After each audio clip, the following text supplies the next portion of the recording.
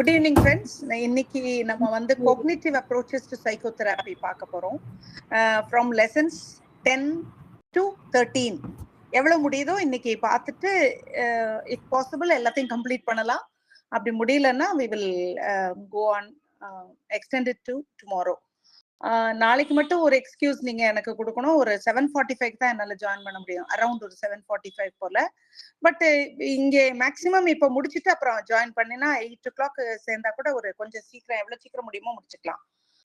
கோக்னிட்டிவ் approaches to psychotherapy வந்து question பேப்பர்ல நிறைய இடத்துல கேள்வி கேட்டிருக்கிறாங்க. இதுல வெரி இம்பார்ட்டன்ட் அப்ரோச். தனியா பெக்கோடது கேட்டிருக்காங்க, அல்லது எல்லிஸோடது கேட்டிருக்காங்க, அல்லது தனித்தனியா அந்த கோக்னிட்டிவ் அப்ரோச்சஸை கம்பேர் பண்ண சொல்லி பல விதத்துல கேட்டிருக்கிறாங்க. ஸோ கோக்னிட்டிவ் அப்ரோச்சஸ் பார்க்கறதுக்கு முன்னால ஜஸ்ட் நமக்கு இது நான் எடுத்த உடனே 10th லெசனுக்கு வர்றதுனால ஜஸ்ட் உன்னால என்ன இருக்கு அப்படிங்கறத ஸ்லைட்டா ஒரு ஐடியா உங்களுக்கு கொடுத்துடலாம்னு நினைச்சேன். நமக்கு வந்து இந்த எடுத்த உடனே இந்த புக்ல வந்து ஃபர்ஸ்ட் லெசன்ல வந்து என்ன சைக்கோ அனாலிட்டிக் தெராப்பினா தெராப்பி என்ன சொல்லுது அப்படிங்கறத சொல்லியிருக்காங்க. அதாவது ஃபர்ஸ்ட் லெசன் சும்மா ஜஸ்ட் அன் இன்ட்ரோடக்ஷன் அபவுட் இந்த மாதிரி இது எல்லாத்தையும் ஒரு எல்லாத்துலயும் வந்து நிறைய தியரிஸ் இருக்குது, தியரிட்டிக்கல் பர்செப்ஷன் இருக்கு, சைக்கோதெரப்பினா என்ன அப்படிங்கறத பத்தி. அடுத்தது ஒரு தெரப்பியவா கொண்டு வந்திருக்கிறாங்க. அதுல first psycho analytic therapy Sigmund ஃப்ராய்டோடது நமக்கு தெரியும். அதுல வந்து அவரு அந்த பேசிக்கா அவர் சொல்ற எராஸ் அண்ட் தானட்டாஸ், அதாவது லைஃப் இன்ஸ்டிங்க்ட், அதுல லிபிடோன்னு சொல்லுவாரு, அல்லது தானட்டாஸ் டெத் இன்ஸ்டிங்க்ட், இதை வச்சு அதுல இருக்கிற ஒரு சின்ன குழந்தையில இருந்து ஒரு மனுஷனுக்கு இருக்கிற ஹிடன் கான்ஃபிளிக்ட்ஸ், அப்ப அதை வச்சு எப்படி அவங்களுக்கு தெராப்பி கொடுக்க முடியும், ஒருத்தரை வந்து உள்ள இருந்த ஒரு பிரச்சனையில இருந்து வெளியே கொண்டு வர முடியும். அதுக்கு அவங்க யூஸ் பண்றது வந்து ட்ரீம் அனாலிசிஸ், அப்புறம் இந்த ஃப்ரீ அசோசியேஷன், அதெல்லாம் அந்த லெசன்ல இருக்குது. அல்லது சைல்ட்ஹுட் மெமரிஸ், குழந்தையில இருந்து அவங்களோட என்ன ஞாபகம் எல்லாம் இருக்கோ அதெல்லாம் கொஞ்சம் பேச வச்சு, அன்கான்சியஸ் மைண்ட்ல என்ன இருக்கு அதெல்லாம் பாக்குறது தான், இந்த 4-5 ஐடியாஸ பாக்குறது தான் சைக்கோ அனாலிட்டிக் தெரப்பி. இது கைண்ட்லி யாருக்கு என்ன டவுட் இருந்தாலும் ப்ளீஸ் கேட்டுடுங்க. பிகாஸ் நம்ம வந்து இந்த தடவை கைடன்ஸ் அண்ட் கவுன்சிலிங்ல இந்த சைக்கலாஜிக்கல் தெராபிஸ் எல்லாம் இருக்கிறதுனால டவுட்ஸ் இருந்தா feel free to ask. This is one forum where only நம்ம எல்லாம் கலீக்ஸ் தான், ஒருத்தரோட ஒருத்தர் பேசிக்கலாம், இன்டராக்டிவா வச்சுக்கலாம். பிளஸ் வந்து நம்மளுக்கு இருக்கிற டவுட்ஸை வந்து கிளியர் பண்ணிக்கலாம். நீங்க டவுட்ஸ் கேட்கும் போது எங்களுக்கும் அந்த டவுட்ஸை கிளாரிஃபை பண்ணிக்கிறதுக்கு எங்களுக்கும் அது பாசிபிளா இருக்கும். Instead of being silent observers நம்ம வந்து அப்படி இன்டராக்டிவா இருந்துட்டோம்னா அது யூஸ்ஃபுல்லா இருக்கும். அடுத்தது வந்து நான் இப்போ சிக்மண்ட் ஃப்ராய்டோடது சொல்லிட்டேன். தேர்ட் லெசன்ல வந்து நம்ம பாக்குறோம்னா அட்லேரியன் தெரப்பி, ஆல்ஃபிரட் அட்லர் சொன்னது. அவரு வந்து ஒரு ஆளை வந்து ஹியூமன் பீயிங்க ஹோலா ஒரு முழுமையா பாக்குறாரு, பர்பஸ்ஃபுல்லா பாக்குறாரு. இது வந்து பொதுவா அவரு பாக்குறது வந்து எப்படின்னாக்க ஒருத்தருக்கும் ஒரு கோல் இருக்கும், அவங்களுடைய சோசியல் இன்ட்ரெஸ்ட் என்ன அதை பத்தி, ஒரு ஃப்ராய்டோட ஹிடன் டிரைவ் அதெல்லாம் அவரு அக்செப்ட் பண்ணிக்கல. இது வந்து பொதுவா வந்து இந்த அட்லேரியன் தெரப்பி வந்து இந்த லோ செல்ஃப் எஸ்டீம் இருக்கிறவங்களுக்கு எல்லாம் ரொம்ப யூஸ்ஃபுல்லா இருக்கும். இந்த இன்ஃபீரியாரிட்டி காம்ப்ளெக்ஸ் இருக்கிறவங்க இருக்காங்கல்ல, அவங்களுக்கு அந்த மாதிரி இருக்கிறவங்களுக்கு இந்த அப்ரோச் நல்லா இருக்கும். தேர்டு வந்து எக்ஸிஸ்டென்ஷியல் தெரப்பி, இதுதான் நம்ம 4th லெசன்ல பார்ப்போம். அது வந்து என்னன்னா ஹியூமன் எக்ஸிஸ்டன்ஸ், நான் வாழ்றதுக்கு அர்த்தம் இருக்கா அப்படிங்கிறது நிறைய பேரோட கேள்வி. அந்த ஐ ஆம் எக்ஸ்பீரியன்ஸை கொண்டு போய் அந்த டைமோனிக் எனர்ஜின்னு சொல்லுவாங்க, அது வந்து ஒரு இன்னர் ஃபோர்ஸ் நமக்குள்ளார இருக்கும். ஒருவேளை அது கிரியேட்டிவா இருக்கும், இல்லைன்னா அது டிஸ்ட்ரக்டிவா இருக்கும். இதுதான் அதை வச்சு அதை பேஸ் பண்ணி அந்த தெராப்பி இருக்கும். பொதுவா இதை எங்க யூஸ் பண்றாங்கன்னா, இந்த என் வாழ்க்கையில அர்த்தமே இல்லை அப்படிங்கிறாங்கல்ல, அவங்களுக்கெல்லாம் பொதுவா வந்து எக்ஸிஸ்டென்ஷியல் தெராபிஸ் யூஸ் பண்ணுவாங்க. Hope I am clear. எதுனாலும் ப்ளீஸ் டாக் மீ. அடுத்தது வந்து பர்சன் சென்டர்ட் தெராப்பி, இவர் கார்ல் ரோஜர்ஸ் சொன்னது. அதனுடைய மெயின் ஐடியா வந்து அந்த ஒரு ரியல் செல்ஃப், ஒரு ஐடியல் செல்ஃப். அதாவது என்னுடைய நான் ஆக்சுவலா நான் யாரா இருக்கிறேன், ஐடியலா நான் எப்படி இருக்கணும், ஒரு நல்ல ஆளா இருக்கணும்னா எப்படி இருக்கணும், இது ரெண்டுக்குள்ள கேப், அந்த கேப்பை வந்து எப்படி ஃபில் பண்றது அப்படிங்கிறது. இதுவும் பொதுவா வந்து இந்த லோ செல்ஃப் ஒர்த், இந்த ஐடென்டிட்டி இஷ்யூஸ் அப்படிலாம் இருக்கிறாங்கல்ல, அவங்களுக்கு ரொம்ப யூஸ்ஃபுல்லா இருக்கும். அடுத்து ஜெஸ்டால்ட் தெராப்பி, அது 6th. அது வந்து என்னன்னாக்க இந்த அவர் சொல்வாரு, ஜெஸ்டால்ட் தெராப்பில நம்ம ஏற்கனவே பார்த்திருக்கிறோம். எஸ், ஃபிகர் அண்ட் கிரவுண்ட்னு சொல்லுவாங்க. அந்த ஃபிகர் அண்ட் கிரவுண்ட்னா என்னன்னா, எல்லாத்தையும் லேசா உங்களுக்கு ஒரு இன்ட்ரோ கொடுத்துட்டு உங்களுக்கு அது யூஸ்ஃபுல்லா இருக்கும்ன்றதுனால சொல்லிட்டு இருக்கேன். ஃபிகர் அண்ட் கிரவுண்டுங்கிறது இப்போ என்னுடைய மைண்டுக்கு ஒண்ணு வந்து எது முன்னால வருதோ அது பேர் ஃபிகர்.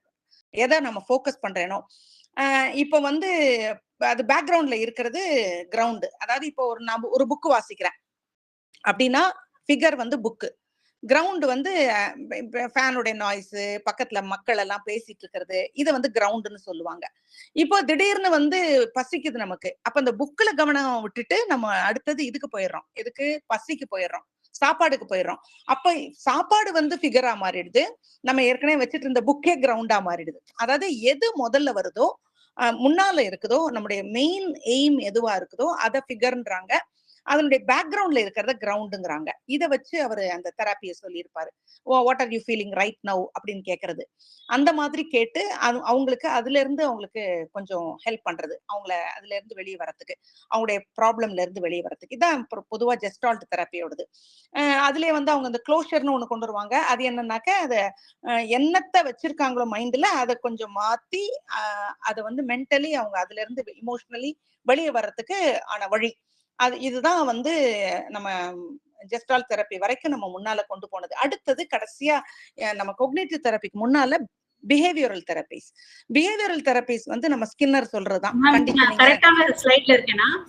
இன்னும் நீங்க நான் ஆரம்பிக்கவே இல்லை லெசன், சும்மா நான் பழச கொடுத்துட்டு இருக்கேன் ஒரு ஐடியாக்கு. ஏன்னா ஃபர்ஸ்ட் ஃபியூ லெசன்ஸ் புரியாமல் நம்ம இந்த லெசனுக்கு உள்ளார போக வேண்டாம்னு நினைச்சேன் நானு. I don't know how others are feeling, but நான் வந்து ஒவ்வொரு லெசன்லயும் என்ன இருக்குன்னு நான் சொல்லியிருக்கேன் இவ்வளவு நேரம். அதாவது இந்த புக் ஆரம்பிச்சதுல இருந்து செகண்ட் லெசன்ல ஃபர்ஸ்ட் லெசன் இன்ட்ரோடக்ஷன், அதுல இருந்து இருக்கிற ஒவ்வொரு தெரப்பியையும் சொல்லி வாட் இட் டாக்ஸ் அபவுட் அப்படின்னு சொல்லிட்டே வர்றேன். சோ எங்க வந்து கொக்னிட்டிவ் தெரப்பி வந்து நிக்குது அப்படின்னு நான் சொல்றேன். அதனாலதான் இப்போ வந்து நம்ம சிக்மண்ட் ஃப்ராய்ட் பார்த்தோம், ஆட்லர் பார்த்தோம், அதுக்கப்புறம் வந்து வேற என்ன பார்த்தோம், இது சிக்மண்ட் ஃப்ராய்ட், ஆட்லர் பார்த்தோம், இவரோடது பார்த்தோம், யாரு, நம்ம எக்ஸிஸ்டென்ஷியல் தெரப்பி. எக்ஸிஸ்டென்ஷியல் தெரப்பி நான் என்னுடைய வாழ்க்கையில அர்த்தம் இருக்குதா அப்படின்னு பாக்குறது. பர்சன் சென்டர்ட் வந்து ரோஜர்ஸ், கால் ரோஜர்ஸ். அப்புறம் ஜெஸ்டால் தெரப்பி பார்த்தோம், அந்த ஃபிகர் கிரவுண்டுன்னு பார்த்தோம். அடுத்தது வந்து இது பிஹேவியரல் தெரப்பி. பிஹேவியரல் தெரப்பி நமக்கு தெரியும், இந்த கண்டிஷனிங், ஒரு காரியத்துல வந்து நம்ம பழகுறதுனால நம்ம எதை பாக்குறோமோ அதை பழகிக்கிறோம் அப்படிங்கிறதுக்கு ஸ்கின்னரு, அப்புறம் ஒவ்வொருத்தரா நம்ம சொல்லலாம், பார்த்து பழகி அதுல இருந்து வர்றது. பிஹேவியரல் தெரப்பில பண்டுராவும் கான்ட்ரிபியூட் பண்ணிருக்காரு. இப்ப நம்ம வர்றது வந்து கொக்னிட்டிவ் தெரப்பி. கொக்னிட்டிவ் தெரப்பி என்ன வித்தியாசம், அதாவது பிஹேவியரல் தெரப்பிக்கும் கொக்னிட்டிவ் தெரப்பிக்கும் என்ன வித்தியாசம் அப்படிங்கிறதுல இருந்து லெசன் ஆரம்பிக்குது. Hope I am clear up to this extent. Yes no மட்டும் ப்ளீஸ் சொல்லிருங்க. யாராவது ஒருத்தர் அன்மியூட் பண்ணி எஸ் சொல்லலாம்.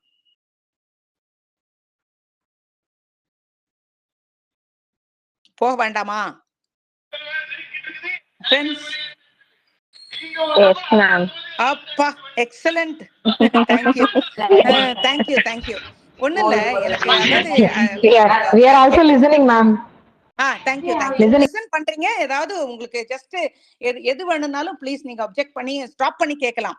இப்போ வந்து கொக்னிட்டிவ் அப்ரோச்ல வந்து பிஹேவியரிஸ்ட் வந்து நமக்கு பிஎஃப் ஸ்கின்னர் தெரியும். அவர் வந்து என்ன பண்றாரு, அப்சர்வபிள் பிஹேவியர் என்ன, அதாவது வாட் ஹேப்பன்ஸ் ஆன் த அவுட் சைட், அது என் வாழ்க்கையை எப்படி பாதிக்குது அப்படிங்கறத மட்டும், what goes inside the mind, அதை கவனிக்காம வெளியில இருக்கிறது, அதாவது ஒரு ஸ்டிமுலை வருது, இந்த ஸ்டிமுலஸ்க்கு நம்ம எப்படி ரெஸ்பாண்ட் பண்றோம், இவ்வளவுதான் அவங்க பேசுறாங்க. உள்ள ஒரு இன்புட் வருது, அதுக்கு நம்ம எப்படி பிஹேவ் பண்றோம், அவுட்புட் என்ன, இவ்வளவுதான். நடுவுல தாட்ஸ் இருக்கு, இமோஷன்ஸ் இருக்கு, நம்ம சொந்த கான்சியஸ்னஸ் இருக்கு, இத பத்தி எல்லாம் அவங்க திங்க் பண்றது இல்லை. அதனாலதான் பிஎஃப் ஸ்கின்னரோட பிளாக் பாக்ஸ் அப்படிங்கிறாங்க. பிளாக் பாக்ஸ்னா என்னன்னா, ஹியூமன் மைண்ட ஒரு பிளாக் பாக்ஸ் மாதிரி அவர் கன்சிடர் பண்ணிட்டாரு. ஏதோ ஒருத்தர் அடிச்ச உடனே நம்ம திருப்பி அடிக்கிறோம், இவ்வளவுதான் அவர் சொல்லியிருக்காரு ஒழிய நடுவுல ஒரு மென்டல் ஐடியாஸ் சிலது உள்ள போடுறோம் அப்படிங்கறதையே அவர் கொண்டு வரல. அதனால அது பிளாக் பாக்ஸ்ன்னு சொன்னாங்க. இத கொஞ்சமாச்சு லேசா ஓபன் பண்ணி கொடுத்தவர் வந்து ஜோசப் வால்பே. இவர் தான், அவர் லேசா ஓபன் பண்ணி கொடுத்தார். என்னன்னு சொன்னாருனாக்க, மைண்டுக்கு ஒரு சர்டன் ரோல் இருக்கு. அது எப்படி அவர் சொல்ல ஆரம்பிச்சாருன்னா, மென்டல் இமேஜரி அப்படின்னு ஒண்ணு கொண்டு வர்றாரு.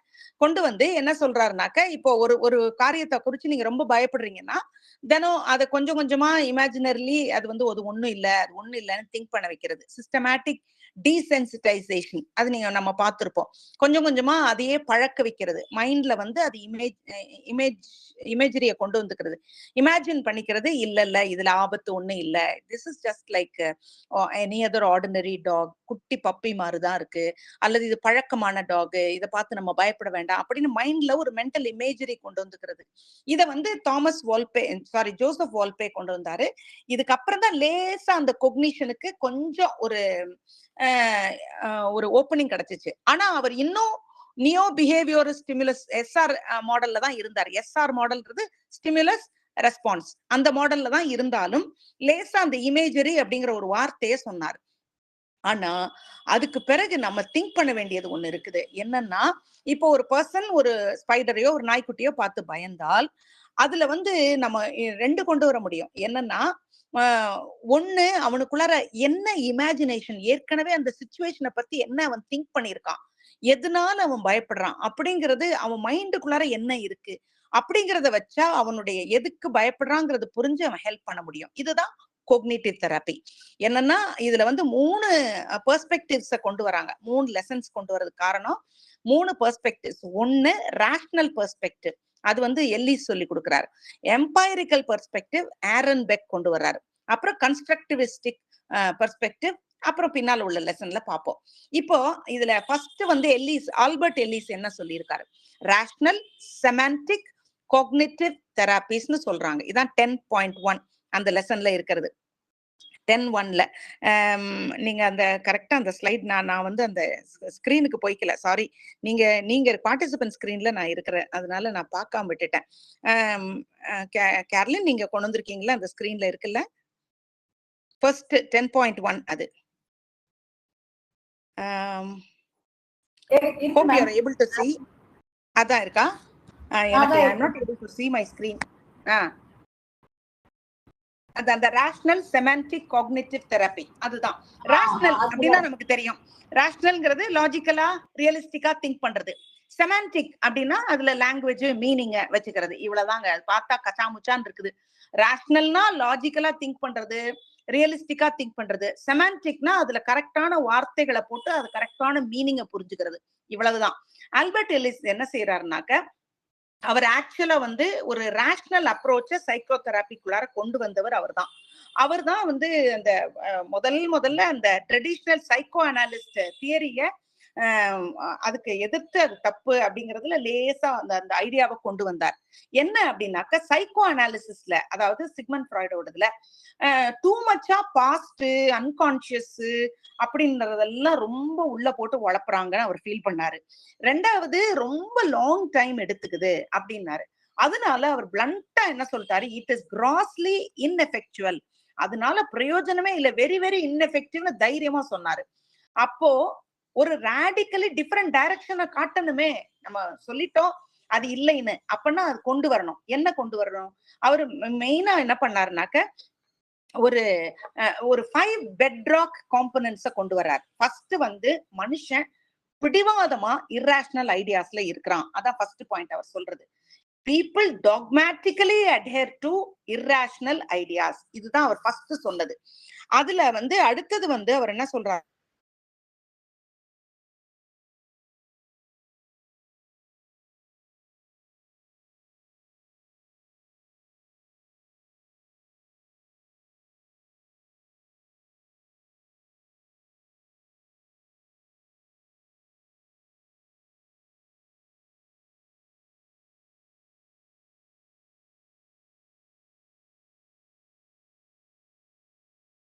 ஹலோ மேம்,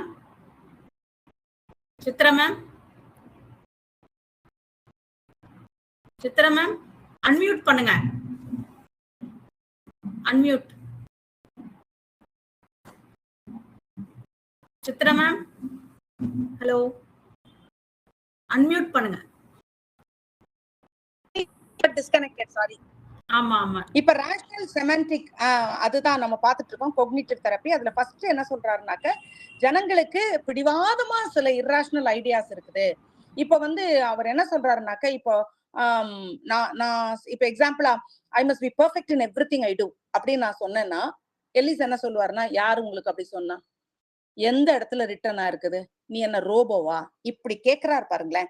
இதுல அவர் ஒண்ணு he makes you to think logically. ரெண்டாவது, நீங்க திங்க் பண்ற தவறான ஐடியானால தான் நீங்க வந்து சில பர்சனல் பிலாசபிய நீங்களா டெவலப் பண்ணிருக்கீங்கன்னு புரிய வைக்கிறாரு. இதுதான் அவர் ஃபர்ஸ்ட் கொண்டு வந்த ஐடியா. அதாவது கொக்னிட்டிவ் தெரப்பில ஃபர்ஸ்ட் அவர் கொண்டு வந்தது. அதாவது இர்ரேஷனல் ஐடியாஸ் ஜனங்களை ஒரு பெரிய டிஸ்ட்ரெஸ் மிசரிக்குள்ளார போகுதுன்னா, அவங்க லைஃப் டிப்ரெஷனுக்குள்ளார போகுதுன்னா, அவங்களுக்கு அந்த ஐடியா என்னங்கிறத புரிய வைக்கணும். இந்த ஐடியாஸ் உள்ளுக்குள்ளார போய் அவங்களுக்கு சில இர்ரேஷனல் பிலீஃப்ஸ கொண்டு வருது. என்ன மாதிரி பிலீஃப்ஸ் அப்படின்னீங்கன்னா, இல்ல நீங்க இன்னும் முன்னாலதான் இருக்கணும், முன்னால ஸ்லைட்ல தான் இருக்கணும். we have not come to SR model. அங்கதான் இங்கதான் இருக்கணும். இல்ல முன்னால நான் சொல்றேன் நெக்ஸ்ட் ஸ்லைடுனா இதான் ரேஷனல் செமான்டிக் கொக்னிட்டிவ் தெரப்பி தான் இன்னும் போயிட்டு இருக்குது. அதுல வந்து சில பேசிக் கேட்டகரிஸ் கொண்டு வராரு. என்னன்னாக்க நமக்குள்ளாரே சில டிமாண்டிங்னஸ் இருக்கும். ஐ மஸ்ட் சக்சீட் அப்படிங்கிறது. அந்த மாதிரி கேட்டகரியோ அல்லது சில சமயத்துல ஐயோ நான் ரொம்ப மோசங்க, எனக்கு எப்பயுமே இது வரவே வராதுங்க அப்படின்னு நம்மளையே ஆஃபுல் ஆக்கிக்கிறது. ஆஃபுலைசிங் அது பேரு. கேட்டஸ்ட்ரோஃபைசிங்னு சொல்லுவாங்க. இன்னொன்னு என்னன்னாக்க என்னுடைய வழியில எல்லாம் நடக்கலன்னா அவ்வளவுதான், போச்சு எல்லாம் போச்சு அப்படின்னு பேசுறவங்க. இன்னும் சிலர் வந்து செல்ஃப் டவுனிங், அதாவது நான் வர்த்லெஸ், நான் ஹோப்லெஸ் அப்படிங்கிறவங்க. இந்த மாதிரி எல்லாம் இர்ரேஷனல் பிலீஃப்ஸ் எப்ப வருதுன்னா, எப்ப வந்து இர்ரேஷனல் ஐடியாஸ நம்ம ஒட்டிக்கிட்டு பிடிச்சுக்கிட்டு இருக்கிறோமோ அப்ப அதுதான் நம்மளுக்கு டிப்ரெஷனை கொண்டு வருது. இதுதான் இவருடைய எல்லிஸோடைய திங்கிங். அதனால அவர் என்ன சொல்றாருன்னா, இந்த இர்ரேஷனல் கேட்டகரிஸை இவர் கேட்டகரைஸ் பண்ணி வச்சுட்டு, யாராவது இந்த மாதிரி வர்றாங்க, வரும்பொழுது இப்ப திடீர்னு என் பாஸ் வந்து என்னை ரொம்ப கிரிட்டிசைஸ் பண்ணாரு, அதனால ஐ எம் யூஸ்லெஸ் அப்படின்னு அவங்க பேசுனாங்கன்னா ஓகே, இதுல வந்து அவங்களுக்கு செல்ஃப் டவுனிங்ன்றது அவங்களுடைய பிரச்சனை, ஓவர் ஜெனரலைசேஷன்ன்றது அவங்க பிரச்சனை அப்படின்னு இவங்க அந்த அவர் கேட்டகரைஸ் பண்ணி வச்சிருக்கிற இர்ரேஷனல் பிலீஃப்ஸ என்னன்னு இவங்க ஒரு தெரபிஸ்ட் ஐடென்டிஃபை பண்ணிக்கிறது, அதுக்கப்புறம் அவங்களுக்கு ஹெல்ப் பண்றது. இதுதான் ரேஷனல் இமோட்டிவ் தெரப்பி. இது வந்து முதல்ல அவர் வந்து ரேஷனல் சைக்கோ தெரப்பின்னு ஆரம்பிச்சு சொன்னாரு. அப்புறம் அத ரேஷனல் இமோட்டிவ் தெரப்பினாரு. அது later on 1993ல rational emotive behaviour தெரப்பியா மாறுச்சு. ஏன் பிஹேவியர் தெரப்பியா மாறுச்சுன்னா, முதல்ல RET ரேஷனல் இமோட்டிவ் தெரப்பி அப்படின்னு ஏன் வந்துச்சுன்னா, அதை வந்து அவர் ஏபிசி மாடல்ங்கிறாரு. அதாவது இப்போ வந்து நம்ம இப்போ ஒரு எக்ஸாம்ல ஒரு குழந்தை ஃபெயில் ஆகுது, ஃபெயிலிங் டெஸ்ட் தான் ஏ, ஆக்டிவேட்டிங் இவெண்ட். அப்புறம் அத வந்து உடனே அந்த குழந்தை ஐ எம் யூஸ்லெஸ் அப்படின்னு நினைக்குதுன்னா பி, பிலீஃப். அதனால அந்த குழந்தை டிப்ரெஷனுக்கு போயிடுது. C, consequence. Hope I am clear. இதான் ஏபிசி மாடல். RETல ஏபிசி மாடல்னா ஒரு இவெண்ட் வந்து ஆக்டிவேட் ஆக்கும், அதுக்கு ஒரு பிலீஃப் இருக்கும், அந்த பிலீஃப்னால அதுக்கு ஒரு கான்சிக்வன்ஸ் வரும். இதுதான் RET. கிளியரா இருக்குதா? REBTக்கு போயிடலாம்.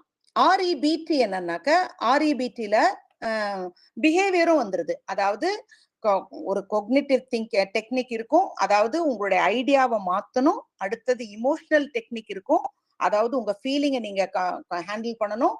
மூணாவது பிஹேவியரல் டெக்னிக் என்னன்னா, உங்க பிஹேவியரை மாத்திக்கணும். இப்போ அதுதான் ஃபைனல் எஃபெக்ட். அதுதான் இப்ப வந்து REBTன்றாங்க. இப்போ வந்து ஒருத்தவங்களுக்கு யாருக்கோ வந்து பப்ளிக் ஸ்பீக்கிங் பேசணும், அதுக்கு பயம், ரொம்ப பயப்படுறாங்க அப்படின்னு வச்சுக்கோங்களேன். நான் வந்து தப்பே பண்ணக்கூடாது அப்படின்னு சொல்லி மனசுல நினைச்சாங்கன்னா அது கொக்னிட்டிவ் திங்கிங். நான் I should not make mistakes. அதுக்கு என்ன பண்ணலாம்? You should practise memorising. அடுத்தது இமோஷனல்ல வந்து நான் அங்க போனேன்னா அப்படி வெள நடுங்கிருவேன் அப்படின்வாங்கல்ல. அப்போ ஆங்ஸைட்டியை எப்படி ஹேண்டில் பண்ணலாம் அப்படிங்கறத முதல்ல ட்ரெயின் பண்றது.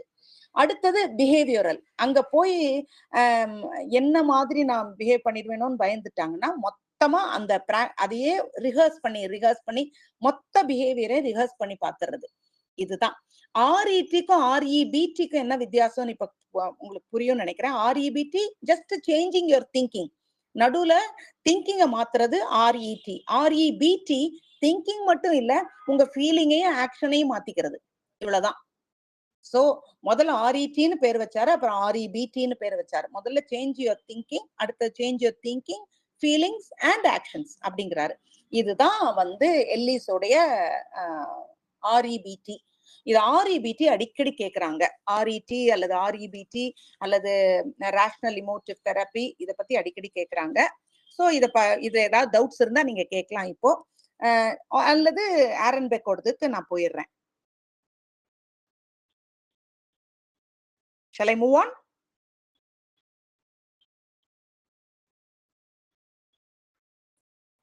உண்மையில yes, Slide I can. correct ஆ இருக்கா? Yes, ma'am. Slide. சரி, thank you. ஸ்லைடா? Ma'am, எனக்கு slide. ஸ்லைடு தான் தெரிய மாட்டேங்குது. இருங்க, கொஞ்சம் இருங்க.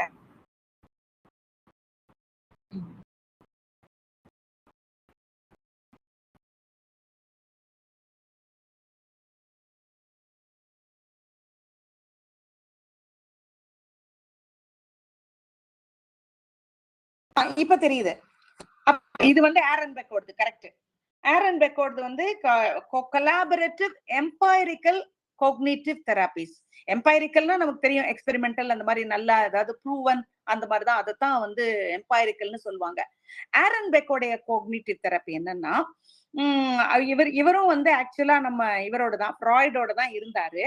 ஆனா என்ன பண்ணிட்டாருன்னா, அவர் என்ன பண்ணிட்டாரு, ஃப்ராய்டோடைய தியரியில டிப்ரெஷன் அரைசஸ் ஃப்ரம் ஆங்கர்னு அவர் சொல்லியிருக்கிறாரு. அத வந்து இவர் எதிர்த்தாரு. எங்கடா இவரு ஃப்ராய்ட் அப்படி சொல்லி இருக்கிறாரு, டிப்ரெஷன் அரைசஸ் ஃப்ரம் ஆங்கர் அப்படின்னு அப்புறம் நெட்ல தேட வேண்டி இருந்துச்சு. இங்க ஒரே ஒரு லைன் மட்டும் கொடுத்துருக்காங்க. ஆக்சுவலா வந்து ஃப்ராய்ட் வந்து ஒரு பேப்பரை ஏதோ சப்மிட் பண்ணிருக்காரு. அதுல மோர்னிங் அண்ட் மெலன்கோலியா அப்படிங்கிறது அவருடைய டாபிக். Mourning and melancholia. மோர்னிங்ன்றது வந்து ஒருத்தர் இறந்ததுக்கு அப்புறம் அவங்களுக்காக வருத்தப்படுறது. மெலன்கோலியா தன்னந்தனியா உட்கார்ந்து எதையாவது நினைச்சு ப்ரூட் ஓவர் பண்றது. இத பத்தி அவர் எழுதியிருக்காரு. அதுல என்ன எழுதுறாருன்னா, வந்து லாஸ்ட் லவ், அதாவது இப்ப நான் விரும்பின ஒரு பொருளோ அல்லது ஒரு ஆளோ என்னை விட்டு போயிட்டாங்கன்னா, அப்ப வந்து ஒரு கில்ட்டும் ஆங்கரும் ஒரு மனுஷனுக்கு வரும். அதை அவன் இன்டர்னலைஸ் பண்ணிக்கிறான். அதனால செல்ஃப் அட்டாக், செல்ஃப் டிஸ்ட்ரக்டிவ் இப்படி எல்லாம் போறான் அப்படிங்கறத அவர் எழுதுறாரு. இத வந்து ஆரன் பெக் மறுக்கிறாரு. என்ன சொல்றாரு, ஒருத்தர் வந்து வெறும் டிப்ரெஷன் மட்டும் இல்ல, டிப்ரெஷனுக்கு போறது வந்து தன்னுடைய தன்மேல உள்ள கோபத்தினால இல்ல, தன்னை இன்டர்னலைஸ் பண்ணி தன்மேல உள்ள கில்ட் ஆங்கர்னால இல்ல, அவனுக்குள்ளார இருக்கிற நெகட்டிவ் திங்கிங் பேட்டர்னாலதான். ஹிடன் ஆங்கர் கிடையாது, அந்த பேட்டர்ன், நெகட்டிவ் திங்கிங் பேட்டர்னாலதான். ஏன்னா சிலரால வெளியே வர முடியுது, சிலரால வெளியே வர முடியல. இதத்தான் அவர் சொல்ல வர்றாரு ஆரன் பெக். அதனால நம்ம புக்லயே தெளிவா போட்டிருக்காங்க, அவரை ஆஸ்ட்ரசைஸ் பண்ணிட்டாங்க. அதாவது என்னன்னா, நமக்கு தெரியும் இந்த குரூப் கன்ஃபார்மிட்டி, கூட்டமா சேர்ந்து ஃப்ராய்டு சைட்ல இருந்தவங்க எல்லாம் இவரை தனியா வெட்டி விட்டுட்டாங்க. ஆனா லேட்டர் ஆன் அவருடைய ஐடியா கரெக்ட் அப்படின்னு அவர் எல்லாரும் புரிஞ்சுக்கிறாங்க. இதுதான் பெக் கொண்டு வந்தது, ஆரன் பெக் கொண்டு வந்த ஐடியா. இது வந்து எல்லிஸுக்கும் பெக்குக்கும் என்ன வித்தியாசம்? எல்லிஸ் வந்து REBTன்னு சொல்லி கொடுத்தாருன்னு நம்ம பார்த்தோம். REBTங்கிறது வந்து நம்ம ஒரு ரேஷனல் திங்கிங்ல இமோஷன்ஸை உள்ள கொண்டு வந்து நம்ம பிஹேவியரை மாத்துறது, அதாவது இர்ரேஷனல் பிலீஃப்ஸ மாத்திக்கிறது. ஆனா இவரோடது வந்து கொலாபரேட்டிவ் மாடிஃபிகேஷன். என்னன்னா, தவறான நினைவுகளை மாற்றுகிறது. இந்த தப்பான நினைப்பு ஏதோ ஒண்ணு வச்சிருக்கிறோம் இல்லையா, அதை ஜென்டிலா அப்ரோச் பண்ணி அதை மெதுவா மாத்துறது. இப்போ எல்லிஸோடதுல எப்படின்னா, யுவர் திங்கிங் இஸ் ராங் அப்படின்னு டைரக்ஷன் கொடுப்பாரு. ஆனா பெக்கோடதுல தப்பான ஐடியாவோட யாரோ வந்திருக்காங்கன்னா, let us examine your thought together, நம்ம பேசுவோமே, இத பத்தி நம்ம கண்டுபிடிப்போமே என்ன அப்படின்னு சொல்லி அவங்களோட உட்கார்ந்து பேசி அதுல முடிவெடுக்கிறது. இதுதான் அந்த கொக்னிட்டிவ் தெரப்பில அடுத்த ஸ்டேஜுக்கு கொண்டு வந்தது. அடுத்து டோனால்ட் மைஹெம்பாம். இந்த மைஹெம்பாம்ன்றவர் வந்து அவரும் வந்து ஆக்சுவலா வந்து பிஹேவியரல் ட்ரெடிஷன்ல இருந்தவர். இந்த பிஹேவியரல் தெரப்பி எல்லாம் பார்த்துட்டு இருந்தவர். ஆனா இவருக்கு வந்து என்னன்னா, ஸ்கூல் சில்ட்ரனுக்கும் ஹாஸ்பிட்டலைஸ்ட் அடல்ட்ஸுக்கும், ஸ்கீசோஃப்ரீனியா இருக்கிற ஹாஸ்பிட்டலைஸ்ட் அடல்ட்ஸுக்கும் இவர் ஒரு விதமான ட்ரீட்மெண்ட் கொடுத்து ஆச்சரியமா அதுல இம்ப்ரூவ்மெண்ட்டை பார்த்தாரு. அந்த இம்ப்ரூவ்மெண்ட் தான் செல்ஃப் இன்ஸ்ட்ரக்ஷனல் ட்ரைனிங் அப்படிங்கிற ஒரு காரியத்துக்கு ஒரு ஸ்டார்டிங் பாயிண்டா இருந்துச்சு. இந்த செல்ஃப் இன்ஸ்ட்ரக்ஷனல் ட்ரைனிங் அப்படின்னாவே நமக்கு பார்த்தா கேட்டாலே புரியுது பாருங்களேன். இது வந்து எப்படி பேசிக்லி வந்து ஒரு குழந்தைய வச்சு குழந்தைக்கு வந்து அப்பா அம்மா முதல்ல வந்து நீ என்ன செய்யணும்னு அதுக்கு சொல்றாங்க, எக்ஸ்டர்னலா பேசுறாங்க. அதுவே குழந்தை தானா கொஞ்ச நாள் கழிச்சு பிரைவேட் ஸ்பீச்ல அந்த எக்ஸ்டர்னல் ஸ்பீச்சை பிரைவேட் ஸ்பீச்சா மாத்திக்குது. அதுக்கப்புறம் இது வந்து அவுட் ஆஃப் த லெசன் தான் நான் உங்களுக்கு சொல்றேன். அடுத்தது அதுவே அது சைலண்ட் இன்னர் ஸ்பீச்சா மாறிக்குது. அப்ப அதை வந்து அப்படியே தன்னுடைய பிஹேவியரை அது ரெகுலேட் பண்ணுது. இது நல்லா நமக்கு புரியும் இல்லையா? நமக்குள்ளாரையே நாமளே சில இன்ஸ்ட்ரக்ஷன்ஸ் கொடுத்துக்குவோம். இந்த இன்ஸ்ட்ரக்ஷன்ஸ் எங்க ஃபெயில் ஆகுதோ அப்போ இம்பல்சிவ் சைல்டா அந்த சைல்டு மாறுது அப்படிங்கறத அவர் கண்டுபிடிக்கிறார். இன்னொரு வாட்டி சொல்லுங்க மேம். இன்னொரு வாட்டி சொல்லலாம். அதாவது எக்ஸாம்பிள் வந்து மைஹன்பௌம் வந்து என்ன பண்றாருன்னா, ஒரு குழந்தை, இந்த குழந்தைய எப்படி நடந்துக்கணும்ன்றது முதல்ல நம்ம இன்ஸ்ட்ரக்ஷன் கொடுக்குறோம். கையை காட்டு, கையை நீட்டு, அங்கிள் வந்தா ஹேண்ட் ஷேக் பண்ணு அப்படிலாம் நம்ம சொல்றோம். இது ஒரு எக்ஸ்டர்னல் ஸ்பீச். இது கொஞ்ச நாள் கழிச்சு இந்த குழந்தை அதை புரிஞ்சுக்கிட்டு அதுவே சில சமயத்துல சத்தமா சொல்லும். பாத்திருக்கீங்களா? கை கொடுக்கணும், அங்கிள் வந்தா கை கொடுக்கணும் அப்படின்னு அதுவே பேசும் சில விஷயங்களை. அடுத்தது அதை சைலண்டா இன்னர் ஸ்பீச்சா மாத்திக்குது. இது இந்த டெவலப்மெண்ட்ல தவறா போகும்பொழுது, அதாவது சில சமயம் மனசுக்குள்ளார ஒரு வாய்ஸ் மாதிரி நமக்குள்ளார, இல்ல நான் படிக்கணும், இல்ல நான் உட்காரணும் அப்படிங்கிற ஒரு சின்ன வாய்ஸ் நமக்குள்ளார ஒரு இன்னர் ஸ்பீச் இருக்கு பாத்தீங்களா? இந்த இன்னர் ஸ்பீச் சரியா அதை வந்து நம்முடைய பிஹேவியரை ரெகுலேட் பண்ணலைன்னா அதுதான் இம்பல்சிவ் சைல்டா மாறுது. தான் சொல்றத தானே கேட்கலங்க. என்ன பண்ணுதுன்னா உள்ள இருந்து அம்மாவை சொல்றது கீழ்ப்படி அப்படின்னு ஒரு சவுண்டே தனக்குள்ளார இருந்தாலும் அது கேட்காம போகுது இல்ல. அப்ப வந்து ஒரு இம்பல்சிவ் சைல்டு உருவாகுது. இதை அவர் புரிஞ்சுக்கிறாரு. புரிஞ்சுக்கிட்டு என்ன சொல்றாரு, யாருமே சைக்கலாஜிக்கலி அப்செட் ஆனாங்கன்னா, பர்டிகுலர்லி ஸ்கீசோஃப்ரெனியால எப்பயும் என்ன ஐடியா நமக்கு தெரியும், நம்ம ஏற்கனவே படிச்சிருக்கிறோம். நம்மளை யாரோ துரத்துறாங்க, நம்ம ஒரு கிராண்டியோஸ் ஃபீலிங், நான் ஒரு பெரிய ஆளு அப்படிங்கிற மாதிரி நினைச்சுக்குவாங்க, அல்லது நான் ரொம்ப சின்ன ஆளுன்னு நினைச்சுக்குவாங்க, நம்மளை யாரோ ஒரு கான்ஸ்பிரசி, என்னை யாரோ கொலை பண்ண பத்தி தேடுறாங்க, இந்த திங்கிங் எல்லாம் இருக்கு இல்லையா? அதுக்கு ஒரு இன்னர் ஸ்பீச் நீங்க பேசி உங்களை மாத்திக்க முடியும் அப்படிங்கிறது தான் இவர் கொண்டு வந்த ஐடியா. டொனால்ட் மைஹன்பௌம் கொண்டு வந்தது self instructional training. Hope I am clear. இல்லைன்னா இன்னொரு வாட்டி சொல்லணும்னா சொல்றேன். ஓகேயா? யாரோ இன்னொரு வாட்டி சொல்ல சொன்னீங்க ப்ளீஸ். உங்களுக்கு ஓகேயா? Ma'am okay ma'am.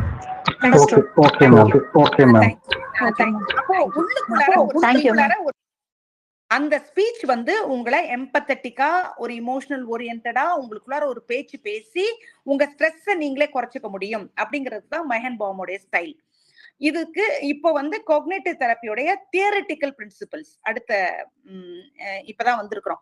இந்த தியரிட்டிக்கல் பேக் போன் என்னன்னா மெயினா வந்து 2 கொண்டு வராங்க. ஒண்ணு வந்து இத சொல்லும் பொழுதே முதல்ல உங்களுக்கு ஒண்ணு சொல்லிடுறேன். காக்னிட்டிவ் தெரப்பி வந்து it is an expansion of behavioral therapy. இதான் அவங்க சொல்றாங்க. இட் இஸ் ஒரு ரிவிஷன் ஆஃப் பிஹேவியரல் தெரப்பின்னு வைங்களேன். இட் இஸ் பிஹேவியரல் தெரப்பியவே மாடிஃபை பண்ணதுதான்.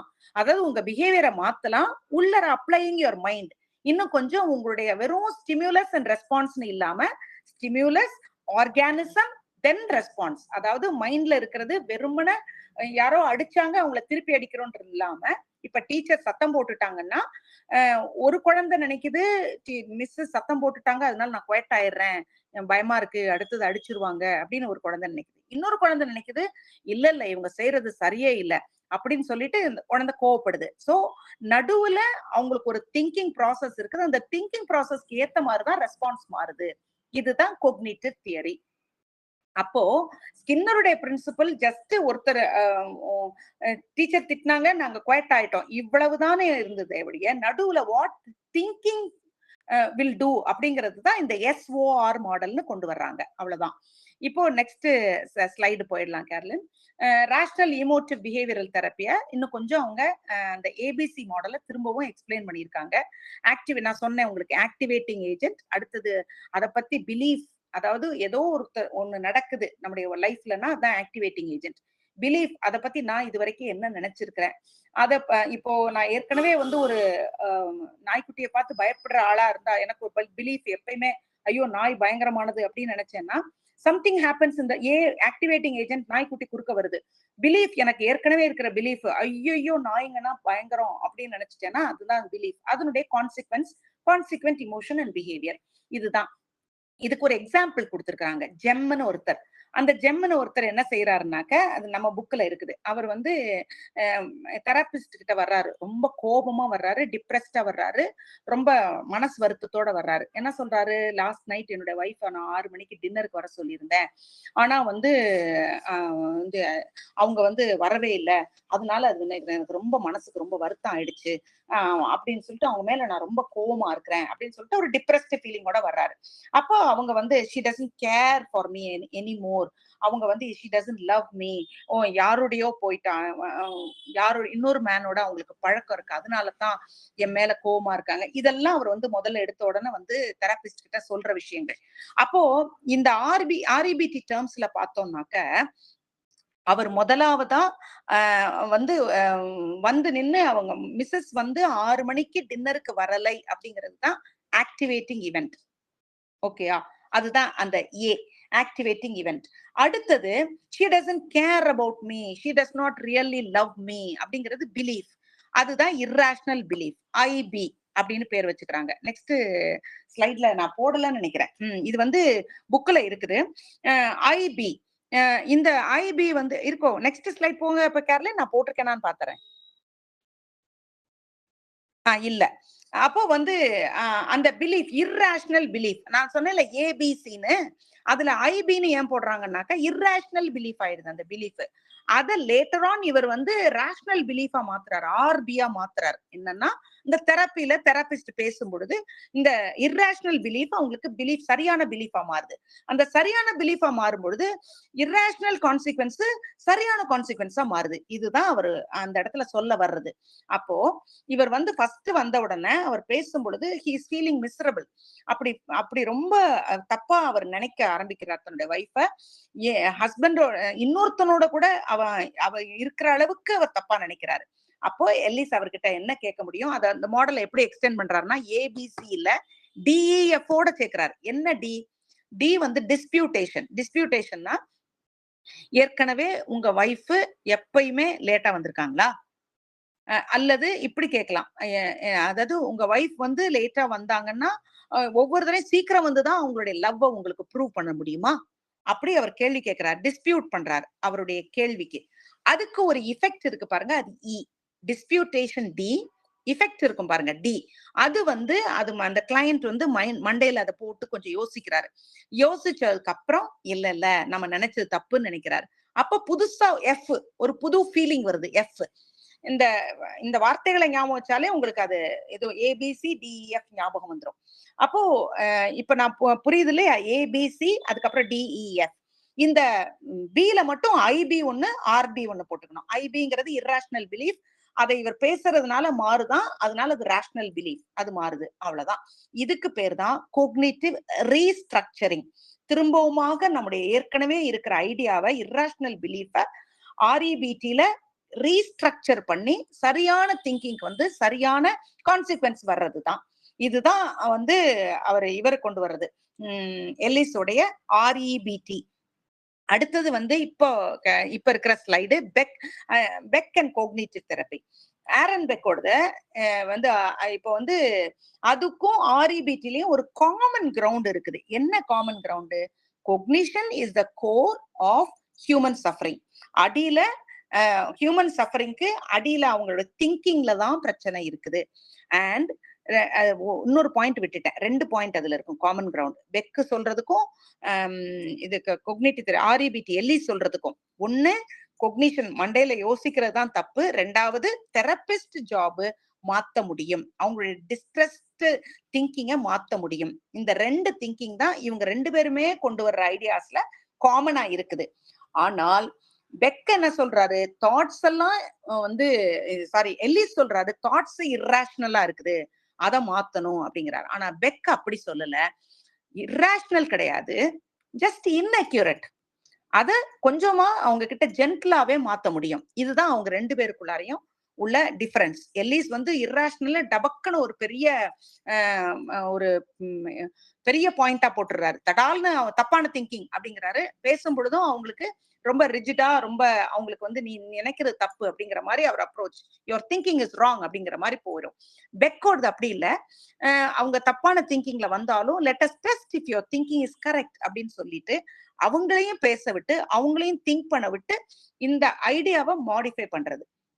அப்போ பெக்கோடுல 3 விஷயங்கள் இருக்குது. கொலாபரேட்டிவ் எம்பைரிசிசம் அப்படிங்கிற ஒன்றை அவர் முக்கியப்படுத்துறார். கொலாபரேட்டிவ் எம்பைரிசிசம். எம்பைரிசிசம்னா சயின்டிபிக், கொலாபரேட்டிவ்னா 2 பேரும் சேர்ந்து. இப்ப நான் மட்டும், அதாவது இர்ராஷனல்னு சொல்றது தெரபிஸ்ட் மட்டும் பேசுறது, நீங்க நினைக்கிறது தப்புங்கன்னு. ஆனா இவர் என்ன சொல்றாரு, 2 பேரும் கொலாபரேட்டிவா திங்க் பண்ணணும். Therapist and also the client 2 பேரும் வா நீ என்னமோ சொல்றியே அது என்னன்னு பாத்துருவோம் அப்படிங்கிற மாதிரி அவங்க கிட்ட பேசுறது. அப்போ பேசி மாடிஃபை பண்ணா அவங்களே அதை ஒத்துக்கிறாங்க. அதுக்கப்புறம் அவங்களே அதை ஈஸியா மாத்திக்கிறாங்க. இதுதான் அவருடைய ஐடியாவும் இவருடைய ஐடியாவுக்கும் உள்ள டிஃபரன்ஸ். இதுக்கு நெக்ஸ்ட் ஸ்லைட்ல 5 கீ கேரக்டரிஸ்டிக்ஸ் பெக் காட்டுறாரு. அதுல என்ன சொல்றாருன்னா, முதல்ல நம்முடைய லைஃப்ல ஆட்டோமேட்டிக்கா தவறான மேலடாப்டிவ் தாட்ஸ் வர்றது சகஜம். திடீர்னு ஒரு ஸ்பான்டேனியஸா வரும். இப்ப திடீர்னு நீங்க வந்து எக்ஸாம்பிளா நீங்க டெஸ்ட்ல ஃபெயில் ஆனீங்கன்னா ஐயோ ஐ எம் யூஸ்லெஸ் அப்படின்னு நினைக்கிறீங்கல்ல, அது குவிக் தாட்ஸ் வித்தவுட் திங்கிங் அது வரும். அந்த மாதிரி இருக்கிறது தான் லைஃபுடைய ஈவென்ட்ஸ்ல வர்ற நம்முடைய திங்கிங். மேலடாப்டிவ் தாட்ஸ் ஆட்டோமேட்டிக்கா வரும். 2வது, இந்த தாட்ஸ நம்ம டூ நேரோ, டூ ப்ராட், டூ எக்ஸ்ட்ரீம் அப்படின்லாம் நம்ம வந்து கேரக்டரைஸ் பண்றோம். எப்படின்னா ஒரு ஃபெயிலியர்னா டோட்டல் ஃபெயிலியர் நினைச்சிடறோம் பாருங்களேன். அப்படி கேரக்டரைஸ் பண்ணும் பொழுதுதான் நம்ம மாறுறோம், அதாவது திங்கிங்ல மாறுறோம். அப்போ 3வது பாயிண்ட், ஆட்டோமேட்டிக் தாட்ஸ் அது வந்து கோர் பிலீஃபா கொஞ்சம் கொஞ்சமா மாற ஆரம்பிச்சிருது. எப்படின்னா அது ஒரு ஸ்கீமாவா மாறிடுது. நம்முடைய ஆட்டிடியூடே டிஸ்பங்க்ஷனலா மாறிடுது. I am not good enough அப்படின்னு நினைக்கிறோம். ஒரு டெஸ்ட்ல நம்ம ஃபெயில் ஆன உடனே ஐ எம் யூஸ்லெஸ் நினைக்கிறது, ஒரு ஃபெயிலியரை டோட்டல் ஃபெயிலியர் நினைக்கிறது, I am not good enough நினைக்கிறது, இது படிப்படியா போகுது. இப்ப 4வதா இந்த கோர் பிலீஃப் டிப்பிக்கலா சைல்ட்ஹுட்ல இருந்தே நம்ம கிட்ட வருது. எப்படின்னா குழந்தையா இருக்கும் போதுல இருந்தே சிலர்லாம் தன்னை லோ செல்ஃப் எஸ்டீம்லயே வச்சிருப்பாங்க. அவங்க ஈஸியா இந்த மாதிரி ஒரு சின்ன டிஃபிகல்ட்டி வந்துருச்சுன்னா ஐயோ நான் வேஸ்ட் அப்படின்னு நினைக்க ஆரம்பிப்பாங்க. சோ இது டிப்பிக்கலா சைல்ட்ஹுட்ல இருந்தே ஒருத்தருடைய எஸ்டீம், செல்ஃப் எஸ்டீம்ன்றது லோவோ ஹையோ அது அப்படியே அது அங்கிருந்து தொடர்ந்து வந்துட்டு இருக்குது. இப்ப 5வதா என்ன மாதிரியான கோர் பிலீஃப் இருந்தாலும், ஆட்டோமேட்டிக் தாட் இருந்தாலும் can be modified through cognitive therapy. இதுதான் மெயின், இதுதான் ரொம்ப முக்கியமானது. This does not require exploring client's past. இது 2வது. அதாவது சிக்மண்ட் ஃப்ராய்ட் சொல்றாருல, குழந்தையில இருந்து வந்தது, அப்புறம் அவங்களுடைய பழசு திங்கிங், அப்புறம் மைண்டுக்குள்ள இருக்கிற அன்கான்சியஸ் திங்கிங், ட்ரீம் அனாலிசிஸ் அதெல்லாம் தேவையே இல்லைங்கிறார் அவரு.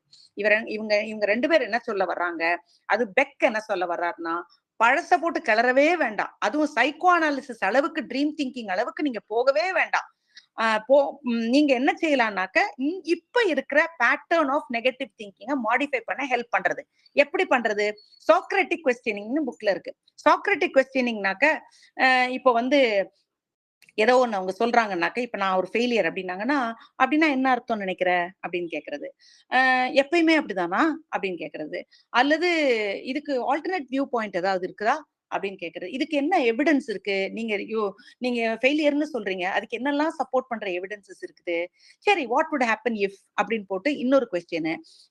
ஏன் வந்து அப்புறம் கொஸ்டினிங் த கொஸ்டின், அது என்னன்னா கேள்வி அவங்க கேக்குறாங்கல்ல அந்த கேள்வி கேட்கறது, ஏன் இந்த கொஸ்டின் இம்பார்ட்டன்ட் நினைக்கிறீங்க, இப்படி அவங்களையே கொஸ்டின் கேட்டு சாக்ரட்டிக் கொஸ்டின்ஸ் கொஞ்சம் கிளாரிபிகேஷன் வர்ற மாதிரி, ப்ரோபிங் ஆகுற மாதிரி, அல்லது அவங்களுடைய வியூ பாயிண்ட் அவங்க சொல்ல வைக்கிற மாதிரி, அல்லது அதனுடைய கான்சிக்வன்சஸ் அவங்க வாயில இருந்து வர வைக்கிற மாதிரி, இப்படி அவங்களையே யோசிக்க வச்சு ஆன்சர் சொல்ல வைக்கிற கொஸ்டின்ஸ் தான் சாக்ரட்டிக் கொஸ்டின்ஸ்.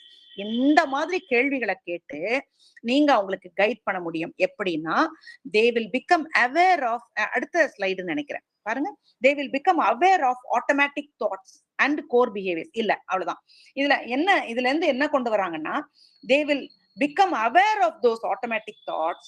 அதுக்கப்புறம் இந்த 5 பாயிண்டையுமே அதையே அவங்க யூஸ்ஃபுல்லா இருக்குதா அல்லது அக்யூரேட்டா இருக்கான்னு இவாலுவேட் பண்ணுவாங்க, அதை மாடிஃபை பண்ணிக்குவாங்க. இதுதான் அவர் கொண்டு வர்ற விஷயம். இதுக்கு ஒரு கோக்னேட்டிவ் ட்ரையட் அவர் சொல்றாரு. மூணு ட்ரையட் என்ன சொல்றாரு? ஒரு மனுஷன் எப்பயுமே நெகட்டிவ் இவாலுவேஷன் ஆஃப் செல்ஃப், தன்னை பற்றி மோசமா நினைப்பான், உலகத்தை பத்தி மோசமா நினைப்பான், எதிர்காலத்தை பத்தி மோசமா நினைப்பான். எப்பயுமே இந்த நெகட்டிவ் இவாலுவேஷன் பண்றவங்க ஐ ஆம் அன்வர்தி அப்படி நினைப்பாங்க. அல்லது உலகமே எவ்ரிதிங் இஸ் பேட், உலகமே சரியில்லைங்க, இவன் சரியில்லைங்க, அவன் சரியில்லைங்கன்னு நினைக்கிறது. அல்லது I will never succeed, nothing will improve, nothing will get better, இந்த மாதிரி நினைக்கிறது. இந்த 3 தாட்னா கோக்னிட்டிவ் ட்ரையட். இத அவங்க கூட பேச்சு கொடுத்து அவங்களுடைய ஒர்க்லெஸ்னஸ், அவங்களுடைய ஹெல்ப்லெஸ்னஸ், ஹோப்லெஸ்னஸ் நம்ம கோக்னிட்டிவ் தெரப்பி மூலமா மாத்த முடியும் அப்படிங்கறத பெக்கோடைய கன்க்ளூஷன். இப்போ கடைசியில வந்து இந்த பெக்கோடைய டிஸ்டார்ஷன்ஸ் இதான் நீங்க கொண்டு போனது இல்ல, இதான் கரெக்ட் ஸ்லைடு. இந்த கோக்னிட்டிவ் தெரப்பில சில கோக்னிட்டிவ் டிஸ்டார்ஷன்ஸ மாத்துறதுக்கு, சில எப்படி இந்த பேட்டர்ன்டு வேஸ மாத்துறதுக்கு, ரியாலிட்டிக்கு கொண்டு வர்றது அப்படிங்கிறதுக்கு அவங்களுடைய தவறான பேட்டர்ன்டு வேஸ் ஆஃப் திங்கிங் இருக்கு இல்லையா, அது ஒரு 4-5 அவங்க சொல்றாங்க. நம்ம புக்ல சொல்லியிருக்காங்க, ஒரு 7 கொடுத்திருக்காங்க. அதாவது கோக்னிட்டிவ் டிஸ்டார்ஷன்ஸ்னா எரர்ஸ், நம்ம திங்க் பண்றதுல தப்பா திங்க் பண்றது என்ன அப்படின்னாக்க, ஒண்ணு ஆர்பிட்ரரி இன்ஃபரன்ஸ், அதாவது நம்மளா ஒரு இன்ஃபரன்ஸ டிரா பண்ணிக்கிறது. இப்போ இவங்க ஒரு முக்கியமான ஒரு மீட்டிங்கே இருக்குன்னு வச்சுக்கோங்களேன். அந்த மீட்டிங்க்கு நீங்க போகணும். அப்படி மீட்டிங் போகும்போது நான் போனா பைத்தியக்காரி மாதிரி இருப்பேன், நான் பேசுறது கரெக்டா இருக்குமா தெரியாது, நான் மத்தவங்க எல்லாம் பார்த்து என்ன சிரிச்சிருவாங்க, யாருக்கும் என்ன பிடிக்காது, நான் ஒரு தப்பு பண்ணிட்டா கூட கேவலம் ஆயிரும், யாருமே என்ன நல்லா ஜட்ஜ் பண்ண மாட்டாங்க, இப்படின்னு நினைக்கிறது. இதுக்கு அடியில இருக்கிற என்ன ஸ்கீமா என்னன்னா, எனக்கு இன்னும் சோசியலி பழக்கம் வரல, அல்லது ஏதோ ஒரு சிலரால ஏற்கனவே ரிஜெக்ட் பண்ணப்பட்ட ஃபீலிங்க நான் உள்ள வச்சிருக்கேன். இந்த 2னால ஆர்பிட்ரரி இன்ஃபரன்ஸ் அப்படிங்கிற டிஸ்டார்டட் திங்கிங் மனுஷனுக்கு வர வாய்ப்பு இருக்கு. அடுத்தது செலக்டிவ் அப்ஸ்ட்ராக்ஷன். செலக்டிவ் அப்ஸ்ட்ராக்ஷன்ன்றது டக்குன்னு ஒரு நெகட்டிவ் கன்க்ளூஷனுக்குள்ளார போறது. அதாவது இப்போ அவங்க வந்து கையே காட்டல பாரு, அவங்களுக்கு என்ன பிடிக்கவே பிடிக்காது அப்படின்னு சொல்றோம். போகும்போது அவங்க சரியா கவனிச்சிருக்க மாட்டாங்க. ஆனா என்ன நினைக்கிறோம், அவங்க கையே காட்டல, அவங்களுக்கு என்ன பிடிக்கல அப்படின்னு நினைக்கிறோம். இது வந்து நம்மளுடைய மைண்ட்ல வந்து ஒரு மென்டல் ஃபில்டர் வச்சுக்கிறோம். என்ன ஃபில்டர் வச்சுக்கிறோம், இவங்களுக்கு என்ன பிடிக்கல அப்படிங்கிறது. அதனால நம்ம அந்த மாதிரி தப்பா டக்குன்னு ஒரு முடிவுக்கு வர்றோம். இது அண்டர்லைன் ஸ்கீமா என்ன, நான் வந்து அவங்க வந்து என்ன யாருக்குமே என்ன பிடிக்கிறது இல்ல அப்படிங்கிறது என்னுடைய அண்டர்லைன் ஃபீலிங் ஸ்கீமா இருக்குது. இப்போ ஒரு குழந்தை வந்து எக்ஸாமுக்கு போகுது. அப்போ வந்து முக்கியமான ஒரே ஒரு கொஸ்டினை நான் வந்து மிஸ் பண்ணிட்டு வந்துட்டேன். என்னை வந்து முட்டாள்னு நினைச்சுக்குவாரு என்னுடைய ப்ரொஃபசர். நான் சச் எ லூசர் அப்படின்னு சொல்லி சிலர் பேசுவாங்க. நான் செத்து போயிட்டா கூட பரவாயில்ல, எதுக்கு, ஒரு கொஸ்டினை மறந்துட்டு வந்ததுக்கு. இதோட அண்டர்லைன் ஸ்கீமா என்னவா இருக்கும், நான் சரியா பெர்ஃபெக்டா ஆன்சர் பண்ணலன்னா என்ன வர்த்லெஸ்ஸா எல்லாரும் நினைப்பாங்க அப்படிங்கறது அண்டர்லைன் ஸ்கீமா. இது மாதிரி 3வது பர்சனலைசேஷன். அது என்னன்னாக்க, இது வந்து தன்னையே எதா இருந்தாலும் தனக்கு எடுத்துக்கிறது, தன்னுடைய ஹார்ட்டுக்கு எடுத்துக்கிறது. அவங்களுக்கு என்ன பிடிக்காது, அதனால என்ன அவங்க பாக்குற விதமே வேற மாதிரி இருந்துச்சு பாரு அப்படிங்கிற மாதிரி யோசிக்கிறது. அவங்க நடந்து போனாங்க, பாக்குறதே என்கிட்ட வேற மாதிரி இருக்காங்க. இந்த கேஷியர் என்கிட்ட எப்ப பாரு வந்து தப்பான சேஞ்ச் தான் கொடுப்பாரு, அவர் என்கிட்ட வந்து he is always taking advantage of me அப்படின்னு நினைக்கிறது. இந்த மாதிரி, அதாவது பாருங்க, ஹலோ கூட சொல்லிட்டு போல, எப்ப பாரு வந்து இது என்கிட்ட ஏதோ தப்பு இருக்கு போல் இருக்கு, அதனாலதான் அவங்க ஹலோ சொல்லிட்டு போல, இப்படி எல்லாம் நினைக்கிறது. Underline I am untrustworthy. கேக்குதா? ஒரு எக்கோ வர மாதிரி இருந்துச்சு. அடுத்தது டைகோட்டமஸ் திங்கிங், அதாவது போலரைஸ்டு திங்கிங் வாங்க. ஒண்ணு இந்த கோடி இல்லைன்னா அந்த கோடி, அதாவது என்டையர்லி பிளாக் அல்லது என்டையர்லி ஒயிட். திடீர்னு என்ன சொல்லுவாங்க, இந்த மாதிரி ஒரு டீச்சர், பெஸ்ட் டீச்சரை நான் பார்த்ததே இல்லை, ரொம்ப நல்லா டீச் பண்றாங்க அப்படின்னு போய் தடால்னு பெருசா விழுவாங்க. இப்போ இல்லைன்னா ஒரேதான் அவங்கள வந்து நெகட்டிவ்ல கொண்டு போயிருவாங்க. அவங்க சரியில்லை அப்படின்னு லேசா எங்கேயாவது தெரிஞ்சுன்னா, ஐயோ இவங்கள மாதிரி வேர்ஸ்ட நான் பார்த்தது இல்லை அப்படின்டுவாங்க. இது டைகாட்டமஸ் திங்கிங். அடுத்து லேபிளிங் அண்ட் மிஸ்லேபிளிங். இந்த லேபிளிங்ன்றது வந்து டக்குன்னு லேபிள் பண்ணிக்கிறது. I am a loser, she is a bad lady அப்படின்லாம் பேசுறாங்கல்ல, அது மாதிரி. அது வந்து லேபிளிங்ன்றது வந்து அவங்களுடைய ஆக்ஷனை வச்சு, அதாவது எப்படி ரூடா பேசிட்டு போனாங்க பாரு அப்படின்லாம் டக்குன்னு பேசுறது. மிஸ்லேபிளிங்கிறது அவங்களுக்கு பேரே வச்சிடுறது, அந்த லேடியே ரூட் பர்சன் அப்படின்னு அவங்களுக்கு பேரே வச்சிடுறது. இந்த மாதிரி இருக்கிறது. அல்லது மேக்னிபிகேஷன் ஆர் மினிமைசேஷன். மேக்னிபிகேஷன் இருக்கிறத புதாகரமா சொல்றது, மினிமைசேஷன் பெருசா இருக்கிறத சின்னதா யோசிக்கிறது. இப்ப சின்னதா யோசிக்கிறதுனா, சிலர்லாம் ரொம்ப கஷ்டப்பட்டு உங்களுக்கு கீழே வேலை செய்யறவங்க இருப்பாங்க, அவங்களுக்கு போய் இவ்வளவுதானே வேலை செஞ்சாங்கன்னு கம்மியா பேமெண்ட் கொடுக்கறது, அதெல்லாம் வந்து மினிமைசிங். அதே போல ஒரு சின்ன டெஸ்ட்ல பாஸ் பண்ண உடனே ஃபெயில் ஆன உடனே நான் அவ்வளவுதான் அப்படின்னு நினைக்கிறது வந்து எக்ஸாஜரேஷன். அப்புறம் ஓவர் ஜெனரலைசேஷன் வந்து இப்ப யாராவது ஒரு லேடி வந்து ஒரு ஆளை பார்த்துட்டு கண்டுக்காம போயிட்டானா எப்பயுமே ஆல் விமென் ரிஜெக்ட் மீ அப்படின்னு நினைக்கிறது. இந்த மாதிரி எல்லாம் இருக்கிறது. இது எல்லாமே இர்ரேஷனல் திங்கிங். இந்த திங்கிங் எல்லாத்தையுமே அவங்களோட பேசி அவங்கள கோக்னிட்டிவ்லி அவங்கள கரெக்ட் பண்ண முடியும் அப்படிங்கறது வாதம். இதோட 10th லெசன் முடியுது. I have a doubt, ma'am. இப்போ இவங்க சொல்றாங்கல்ல மேம், இப்போ நம்ம பாஸ்டுக்கு போக வேண்டாம், இப்ப நடக்கிறத வச்சு நம்ம வந்து அவங்களுக்கு காக்னிட்டிவ் தெரப்பி கொடுக்கலாம்னு. இப்போ இந்த மாதிரி பண்ணோம்னா நம்ம வந்து லைக் அந்த ஒரே ஒரு ப்ராப்ளம்க்கு மட்டும்தானே சொல்யூஷன் கிடைக்கும், இல்ல டோட்டலா ஓவராலா அவங்க திங்கிங்கே மாத்த முடியுமா? ஏன்னா இப்ப வந்து அப்படி யோசிக்கிறாங்கன்னா ஓகே, அந்த டைம்ல அப்படி யோசிக்க கூடாது, இவங்க இந்த மாதிரி பண்ணிருப்பாங்க, நம்ம ஒரு 2-3 ப்ராப்ளம்ஸ்க்கு சொல்யூஷன் சொல்லலாம். பட் மறுபடியும் அவங்க போயிட்டு நார்மல் லைஃப் லீட் பண்ணும்போது மறுபடியும் இந்த மைண்ட் வரும்ல, இல்ல அப்படி பண்ணாங்களே இப்படி பண்ணாங்களேன்னு ஒரு கன்ஃபியூஸ் ஸ்டேட்ல தானே இருப்பாங்க. அப்ப நம்ம சைல்டு அந்த பாஸ்ட் பத்தி யோசிக்காம அப்படி பண்ணிட்டே இருந்தோம்னா அது மாறிடுமா, இல்ல திருப்பி திருப்பி அவங்களுக்கு அது வந்து எப்படின்னா அதனாலதான் சிக்மண்ட் ஃப்ராய்டோடைய தெராப்பியும் போய்கிட்டு இருக்கு உலகத்துல. இப்ப அதுதான் இல்லை அப்படின்னு அவர் காணாவே போயிருப்பாரு. இன்னைக்கும் சைக்கோஅனாலிட்டிக் தியரி அந்த ட்ரீட்மென்ட் டெல்லியில கூட இருக்கிறதா நான் கேள்விப்பட்டேன். ஏன் எக்கோ வருதுன்னு தெரியலையே. நவ் இட்ஸ் ஓகே இல்ல? நவ் இட்ஸ் ஓகேயா? என்ன தெரியுமா, அதாவது நீங்க அன்னைக்கு சிபிடி ஒருத்தர் கேரளின் இன்ட்ரோடியூஸ் பண்ணி மிஸ்டர் மனோகர் எடுத்தாரு, ஒரு சின்ன இன்ட்ரோடக்ஷன் கொடுத்தாரு.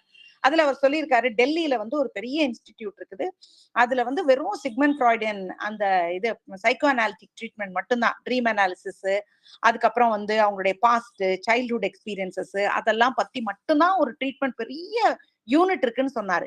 அப்போ அதுவும் இன்னைக்கும் இருக்குன்னாவே இது எல்லாத்தையும் கொலாபரேட்டிவா தெராபிஸ் கொடுக்கறது தான் இனி அந்த அந்த அப்ரோச்.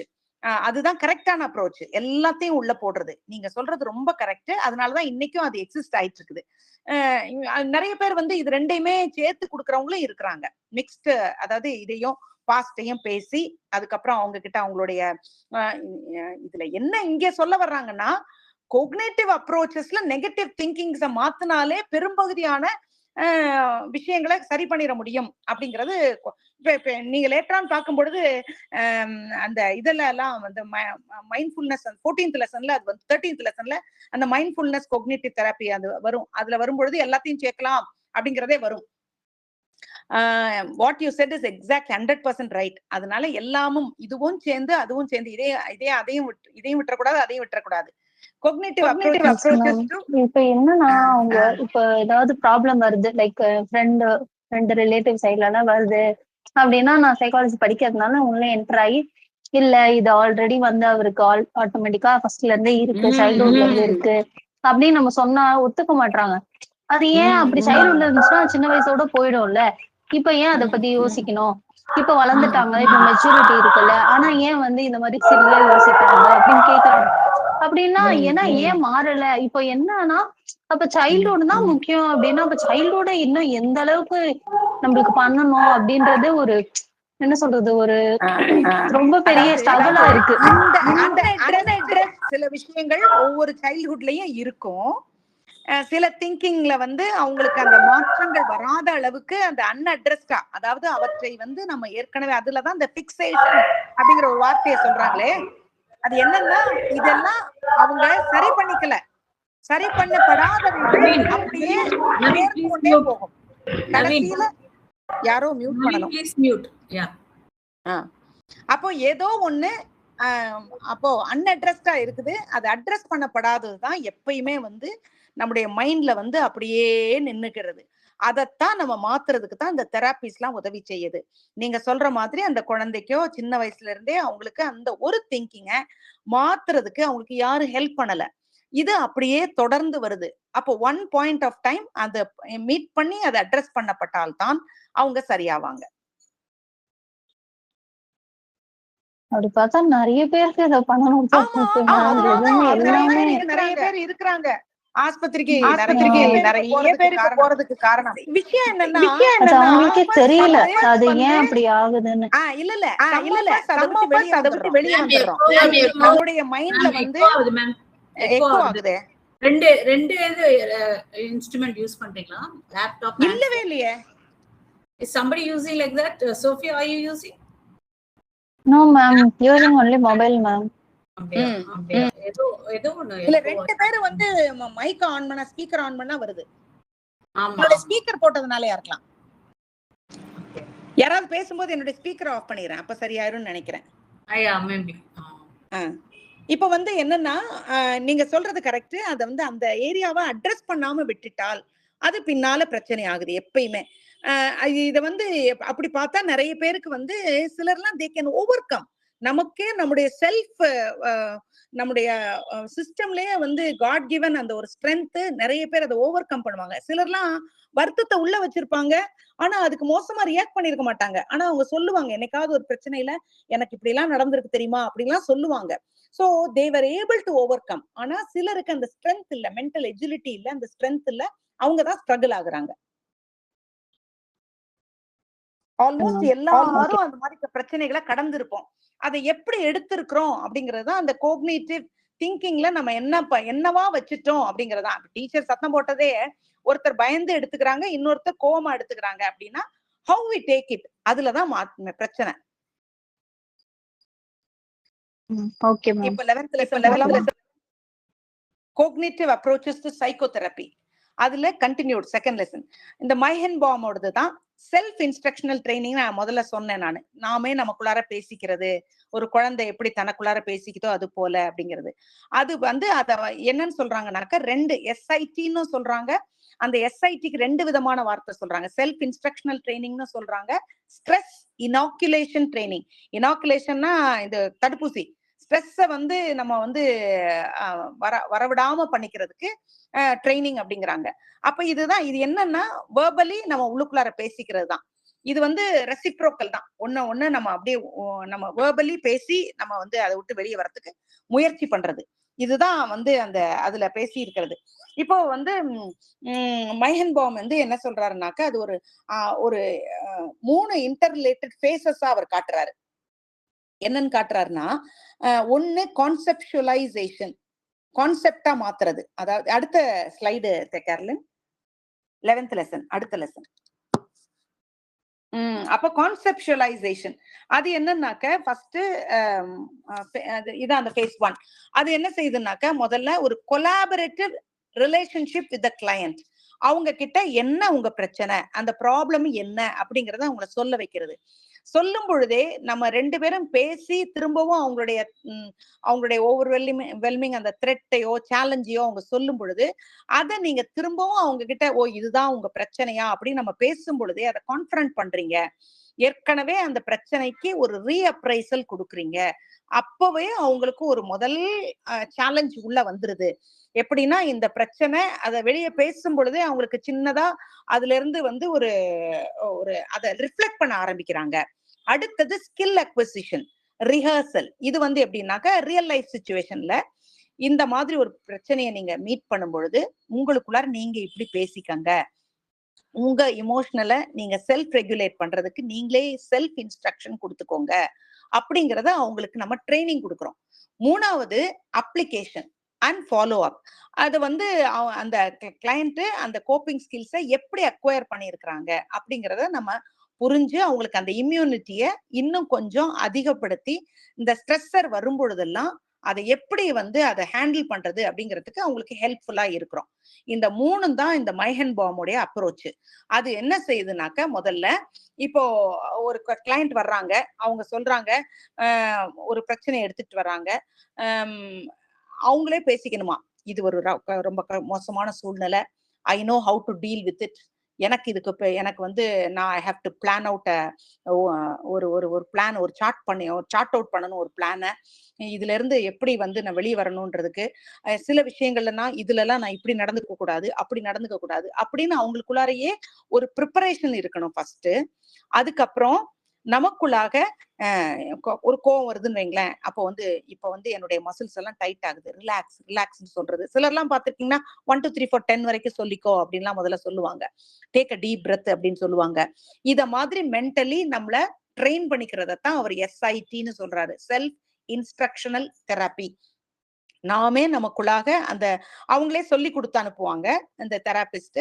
அப்போ ஒரு இப்படியே நம்ம கண்டினியூஸா சொல்லி அந்த மாதிரி ஒரு சிச்சுவேஷன் வரும் பொழுது, அந்த அரௌசல் வரும் பொழுது எப்படி அவங்க தன்னுடைய பிஹேவியரை தானாகவே தன்னுடைய, குறிப்பா இது வந்து இந்த அக்ரெசிவ் பிஹேவியர் இருக்குல்ல அவங்களுக்கெல்லாம் ரெகுலேட்டரி பாத்வே ஒண்ணு தானாக இன்ஸ்டால் ஆயிரும் அப்படிங்கிறாங்க. தனக்குள்ளாக ஒரு ரெகுலேட்டரி பாத்வே, எப்ப யாராவது ஒருத்தர் ப்ரொவோக் பண்ணாலும் கோபப்படுத்தினாலும் இப்படி நான் பிஹேவ் பண்ணணும், இப்படி நான் பிஹேவ் பண்ணணும் அப்படின்னு செல்ஃப் இன்ஸ்ட்ரக்ஷன் கொடுத்து தன்னை மாத்திக்கிறது. இது வந்து எப்படின்னா அவர் 3 சொல்றாரு, ஒண்ணு ஆக்சஸ், இன்னொன்னு இன்ஸ்ட்ரக்ட், 3 சப்போர்ட். அதாவது ஆக்சஸிங் யுவர் மேலடாப்டிவ் தாட்ஸ், 2வது instructing yourself to change your ways, அல்லது கோப்பிங் ஸ்ட்ராட்டஜிஸ் எப்படி அப்படி என்ன பண்ணலாம்ன்றத சொல்லிக்கிறது. சப்போர்ட்டிங், இந்த சப்போர்ட்டை வந்து தெரபிஸ்ட் கொடுப்பாங்க. வந்து புது ஸ்கில்ஸ் எப்படி அவங்க டெவலப் பண்ணிக்கிறாங்களோ அதுக்கான சப்போர்ட், அவங்க கம்ப்ளீட்டா அதுல வந்து பெரிய ஆளாகிற வரைக்கும் அவங்களுக்கு சப்போர்ட் கொடுக்கறது. இதை வந்து எல்லிஸ், பெக், மைஹன்போம் எல்லாரும் கூட சேர்ந்து டெவலப் பண்ண ஆரம்பிச்சிட்டாங்க லேட்டர் ஆன். அதுலதான் 85 பாயிண்ட் செக்லிஸ்ட் ஒண்ணு கொடுத்திருக்கிறதா சொல்றாங்க. இது புக்ல ஒரு லைன்ல இருக்குது, 85 point checklist for measuring therapist competency அப்படின்னு போட்டு முடிச்சிருக்காங்க. அது வந்து ஒரு book, cognitive therapy of depression இருக்குதான், அந்த புக்ல அப்படி இருக்குது அப்படின்னு சொல்லி முடிச்சிருக்காங்க. அப்புறம் வந்து இது வந்து அடுத்து 11 பாயிண்ட் முடிச்சிட்டோம். 11.2ல preparing yourself to do the therapy from a cognitive perspective. நம்ம 11th lesson இன்னைக்கு முடிச்சிடலாமா? கொஞ்சம் சீக்கிரம் நான் போயிடுறேன். 11th lesson முடிச்சிடலாம், 12th and 13th வேணா நாளைக்கு பார்க்கலாம். preparing yourself to do the therapy from a cognitive perspective அப்படின்றது என்னன்னாக்க, நீங்க உங்களுக்குள்ளாரையே அதுக்கு வந்து அவங்க சில புக்ஸ் ரெக்கமெண்ட் பண்ணியிருக்காங்க. ஒன்னு the feeling good handbookனு ஒண்ணு, how to make yourself happy and remarkably less disturbable, 3வது மைண்ட் ஓவர் மூட். இந்த 3 நல்ல புக்லையும் உங்களுடைய கோர் பிலீஃப்ஸை வந்து எப்படி மாத்திக்க முடியும், எதுக்கு எடுத்தாலும் நெகட்டிவா திங்க் பண்ணாம நீங்க எப்படி வந்து ஒரு ரேஷனலிஸ்ட் மாடல், REBT மாடல்ல நீங்க எப்படி உங்களுடைய மைண்டை மாத்திக்க முடியும் அப்படிங்கிறதுக்கான நல்ல ஒரு ரெக்கமெண்டேஷன்ஸா அவங்க சொல்றாங்க. உங்க ஆட்டோமேட்டிக் தாட்ஸ் உங்களுக்குள்ளார வருதுல்ல, அதுல இருக்கிற கோர் பிலீஃப்ஸை எப்படி, அதுல இருந்துதான் ஸ்டெம் அவுட் ஆகுது உங்களுடைய பிஹேவியர். அதனால அதை வந்து நீங்க எப்படி கண்ட்ரோல் பண்ணிக்க முடியும் அப்படிங்கிறதுக்கு நம்மளுக்கு சொல்லியிருக்காங்க. அதாவது நீங்க ஆஸ் அ கோக்னிட்டிவ் தெரபிஸ்ட் நீங்க முதல்ல கத்துக்கணும்னு நம்மளுக்கு இது அட்வைஸ். கோக்னிட்டிவ் தெரப்பி நீங்க வந்து you should practice what you preach அப்படிங்கிறாங்க. அதனால நீங்க இந்த புக்கை 3 வாசிங்க அப்படின்னு நமக்கு ரெக்கமெண்ட் பண்ணிருக்காங்க. அடுத்தது அசஸ்மெண்ட் இஷ்யூஸ் அண்ட் ப்ரொசீஜர்ஸ். இதுல என்னன்னாக்க ஒரு கொலாபரேட்டிவ் இன்டர்வியூவிங், அவங்கள கூப்பிட்டு உட்கார வச்சு 2 பேருமா சேர்ந்து நம்ம இதுல இருந்து வெளியே வர்றதுக்கு என்ன செய்யலாம் அப்படிங்கிறதுக்கு முதல்ல அவங்கள அசஸ்மெண்ட் மாடல் ஒண்ணு ப்ரிப்பேர் பண்றதுக்கு அவங்களையே உட்கார வச்சு, தெரபிஸ்ட் வந்து எல்லாமே தெரிஞ்சவர் கிடையாது, அதனால ஜாயிண்ட் ஒர்க்கா நீயும் நானும் சேர்ந்து பண்ணுவோம், அப்பதான் இதுல இருந்து வெளியே வர முடியும் அப்படிங்கிறத அவரும் மைண்ட்ல திங்க் பண்ணிக்கிட்டு கிளையண்ட் கிட்டே அதை புரிய வச்சுட்டு அவங்களுடைய ப்ராப்ளம் லிஸ்ட கிளியரா முதல்ல எழுத ஆரம்பிச்சு அவங்களுடைய தாட்ஸ் என்னது அப்படிங்கறத எழுதணும். அதுக்கப்புறம் அதுல என்ன அவங்களுக்கு பிரச்சனை இருக்குது அப்படிங்கறத திங்க் பண்ணணும். அதுக்கப்புறம் ஃபர்தர் ஸ்டெப்ஸுக்கு எப்படி கைட் பண்ணணும் அப்படிங்கறத 2 பேரும் உட்கார்ந்து சார்ட் அவுட் பண்ணணும். அதுக்கு ஒரு எக்ஸாம்பிளா சுசானா அப்படிங்கிற ஒரு 25 year old ஃபீமேல காமிச்சிருக்காங்க. அவங்களுக்கு டிப்ரெசிவ் தாட்ஸ் இருக்குது. அதுல வந்து தன்னை வந்து வொர்த்லெஸ்ஸா அவங்க நினைக்கிறாங்க. அதாவது 3 அந்த ட்ரைடும் வருது, பெக்கோடைய 3ம் வருது. அதாவது தன்னை பத்தியும் அவங்க வொர்த்லெஸ்ஸா லூசரா நினைக்கிறாங்க, உலகமே ஒரு ராட்டன் பிளேஸ்ன்னு நினைக்கிறாங்க, அடுத்தது எதிர்காலமே நம்பிக்கை இல்லை அப்படிங்கிற மாதிரி அவங்க டிப்ரெசிவ் தாட்ல இருக்கிறாங்க. அடுத்தது சோஷியலைசேஷன், அவங்க வந்து தனியா போய் தன்னை அவங்க வந்து யாருடைய அந்த சோசியல் கான்டாக்டுக்கெல்லாம் விட்டு விலகி அவங்க தனியா போயிடுறாங்க. அடுத்தது லேக் ஆஃப் செல்ஃப் டிசிப்ளின், அவங்களுக்கு வந்து ப்ரோக்ராஸ்டினேஷன், எல்லாத்தையும் தள்ளி தள்ளி வைக்கிறாங்க வேலைகள் எல்லாம். ஒரு வேலையும் அவங்க செய்ய மாட்டேங்கிறாங்க, எல்லாத்தையும் எதையுமே ஆர்கனைஸ் பண்ணல, பர்சனல் ஹைஜீனை பார்க்கல, இப்படியே இருக்கிறாங்க. அதுக்கப்புறம் இன்டர்நெட் ப்ரீ ஆக்குபேஷன், எப்ப பார்த்தாலும் இன்டர்நெட்ல இருக்கிறாங்க. வந்து அதனால வந்து அவங்களுக்கு ஆப்பர்ச்சுனிட்டிஸ், டெட்லைன்ஸ் எதையும் அவங்க கண்டுக்காம இன்டர்நெட்லயே டைம் ஸ்பெண்ட் பண்றாங்க. தன்னுடைய படிப்புலயும் அவங்க எதுவும் ப்ரோக்ரஸ் ஆகல. அதனால டிஸ்ரப்டட் ஸ்லீப்பிங் பேட்டர்ன்ஸும் இருக்குது, ஒழுங்கான ஸ்லீப்பிங் பேட்டர்ன் இல்லை. இப்படி இருக்கிற அவங்களுடைய கேஸை எப்படி அவங்களுடைய கோர் பிலீஃப்ஸ் எல்லாம் மாத்த போறாங்க, அவங்களுடைய ஸ்கீமா எல்லாம் என்ன அப்படிங்கறத பார்த்துட்டு அவங்க பேசுறாங்க. பேசையில முதல்ல வந்து அவங்களோட பேசும்போது what was going through your mind just before you started to feel this way, இதுக்கு முன்னால இந்த மாதிரி ஃபீல் பண்ண ஆரம்பிக்கிறதுக்கு முன்னால உன் மண்டையில என்ன ஓடிட்டு இருந்துச்சு, எதை திங்க் பண்ணிட்டு இருந்த, உன்னை பத்தி சொல்லு, அல்லது உன்னுடைய ஃபியூச்சரை பத்தி நீ என்ன நினைக்கிற, இப்படி எல்லாம் பேசி என்ன எதை குறிச்சு நீ பயப்படுற, அல்லது வேர்ஸ்ட் திங்கா என்ன உனக்கு நடக்க போகுதுன்னு நினைக்கிற, எதிர்காலத்தை பத்தி உனக்கு ஒரு நம்பிக்கை இல்லைங்கிறியே, அப்படின்னா என்ன மோசமா நடக்க போகுது, இப்படி எல்லாம் அவங்க கிட்ட நிறைய கொஸ்டின்ஸை போஸ்ட் பண்ணி அந்த கொஸ்டின்ஸ் வழியா அவங்களுடைய எந்த இடத்துல அவங்க நிக்கிறாங்கிறத புரிஞ்சுக்கிறீங்க. அதுக்கப்புறம் அவங்களுக்கு செல்ஃப் ரேட்டிங் ஸ்கேல்ஸ் கொடுக்க போறீங்க. கோக்னிட்டிவ் தெரபிஸ்ட் பொதுவா செல்ஃப் ரேட்டிங் ஸ்கேல்ஸ் நிறைய யூஸ் பண்ணுவாங்க. பெக் டிப்ரெஷன் இன்வென்ட்ரி இருக்குது, இன்னும் நிறைய இன்வென்ட்ரிஸ் இருக்குது. பென் ஸ்டேட் வரி கொஸ்டினர்னு ஒண்ணு இருக்குது, சில்ட்ரன்ஸ் டிப்ரெஷன் இன்வென்ட்ரின்னு ஒண்ணு இருக்குது. இதோடைய பர்பஸ் என்னன்னா, எல்லாத்துலயும் யூ ரேட் ஃப்ரம் 0 to 10, உன்னை பத்தி இந்த விஷயத்துல ஒவ்வொன்னா அவங்கள எல்லா ஆங்கிள்லயும் அவங்கள பேச விட்டு, அதாவது இப்போ உன்னை பத்தி உன்னுடைய எதிர்காலத்தை குறிச்சு எந்த விதத்துல நம்பிக்கை இல்லைன்ற 0 to 10 என்ன முடிவு எடுக்கிற, ஒவ்வொன்னா அவங்கள வந்து அப்படியே எல்லா ஏரியாலையும் அவங்கள திங்க் பண்ண வச்சு அதுக்கப்புறம் வந்து ஒரு ஐடியாவுக்கு வர முடியும் அவங்களுடைய செல்ஃப் ரேட்டிங் ஸ்கேல் வழியா. அடுத்தது கோக்னிட்டிவ் செல்ஃப் மானிட்டரிங், அது என்னன்னாக்க உங்களுடைய ஆட்டோமேட்டிக் தாட்ஸ் வருது இல்ல, என்னென்னலாம் தாட்ஸ் வந்துச்சு ஒவ்வொரு சிச்சுவேஷன்லயும், இதே சிச்சுவேஷன் உன்னுடைய இதே சூழ்நிலை இன்னொரு தடவை உன்னுடைய வீட்டுல வரும்பொழுது என்னெல்லாம் ஃபர்ஸ்ட் உன்னுடைய தாட் ப்ராசஸ்ல வந்துச்சு அதெல்லாம் ரெக்கார்ட் பண்ணி எழுதிவா அப்படின்னு சொல்றது. அதுக்கப்புறம் வந்து date and time of emotional response, உனக்கு உடனே நீ எப்படி கோவப்பட்ட, எந்த டைம், எந்த டேட், எந்த சிச்சுவேஷன், என்ன மாதிரி பிஹேவியர் இருந்துச்சு, என்ன மாதிரி இமோஷன்ஸ் எல்லாம் வந்துச்சு, என்ன அசோசியேட்டட் தாட்ஸ் எல்லாம் உனக்குள்ளார வந்துச்சு, என்ன மாதிரி இன்னும் கூட அதர் ரெஸ்பான்சஸ் நீ என்னெல்லாம் பண்ண, இப்படி எல்லாம் அவங்கள கேட்டு கம்ப்ளீட்டா அவங்கள பத்தி ஒரு அசஸ்மெண்ட் கொண்டு வர்றதுதான் இந்த அசஸ்மெண்ட் பார்ட். அடுத்தது இதுதான் வந்து இந்த அசஸ்மெண்ட் இஷ்யூஸ் அண்ட் ப்ரொசீஜர்ஸ். அடுத்தது 11.4 நம்ம social modelling or observational learning self efficacy. இது ஒரு இன்ட்ரெஸ்டிங்கான ஏரியாவுக்கு வந்திருக்கோம். ஆல்பர்ட் பண்டுரா வந்து கொக்னிட்டிவ் ஏரியா பிஹேவியரல் தெரப்பில தியரியில ஒரு அதாவது பிஹேவியரிசமுக்கும் கொக்னிட்டிவ் பிஹேவியரல் தெரப்பிக்கும் ஒரு நல்ல ஒரு பிரிட்ஜை ஃபார்ம் பண்ணியிருக்கிறாரு அப்படிங்கிறாங்க.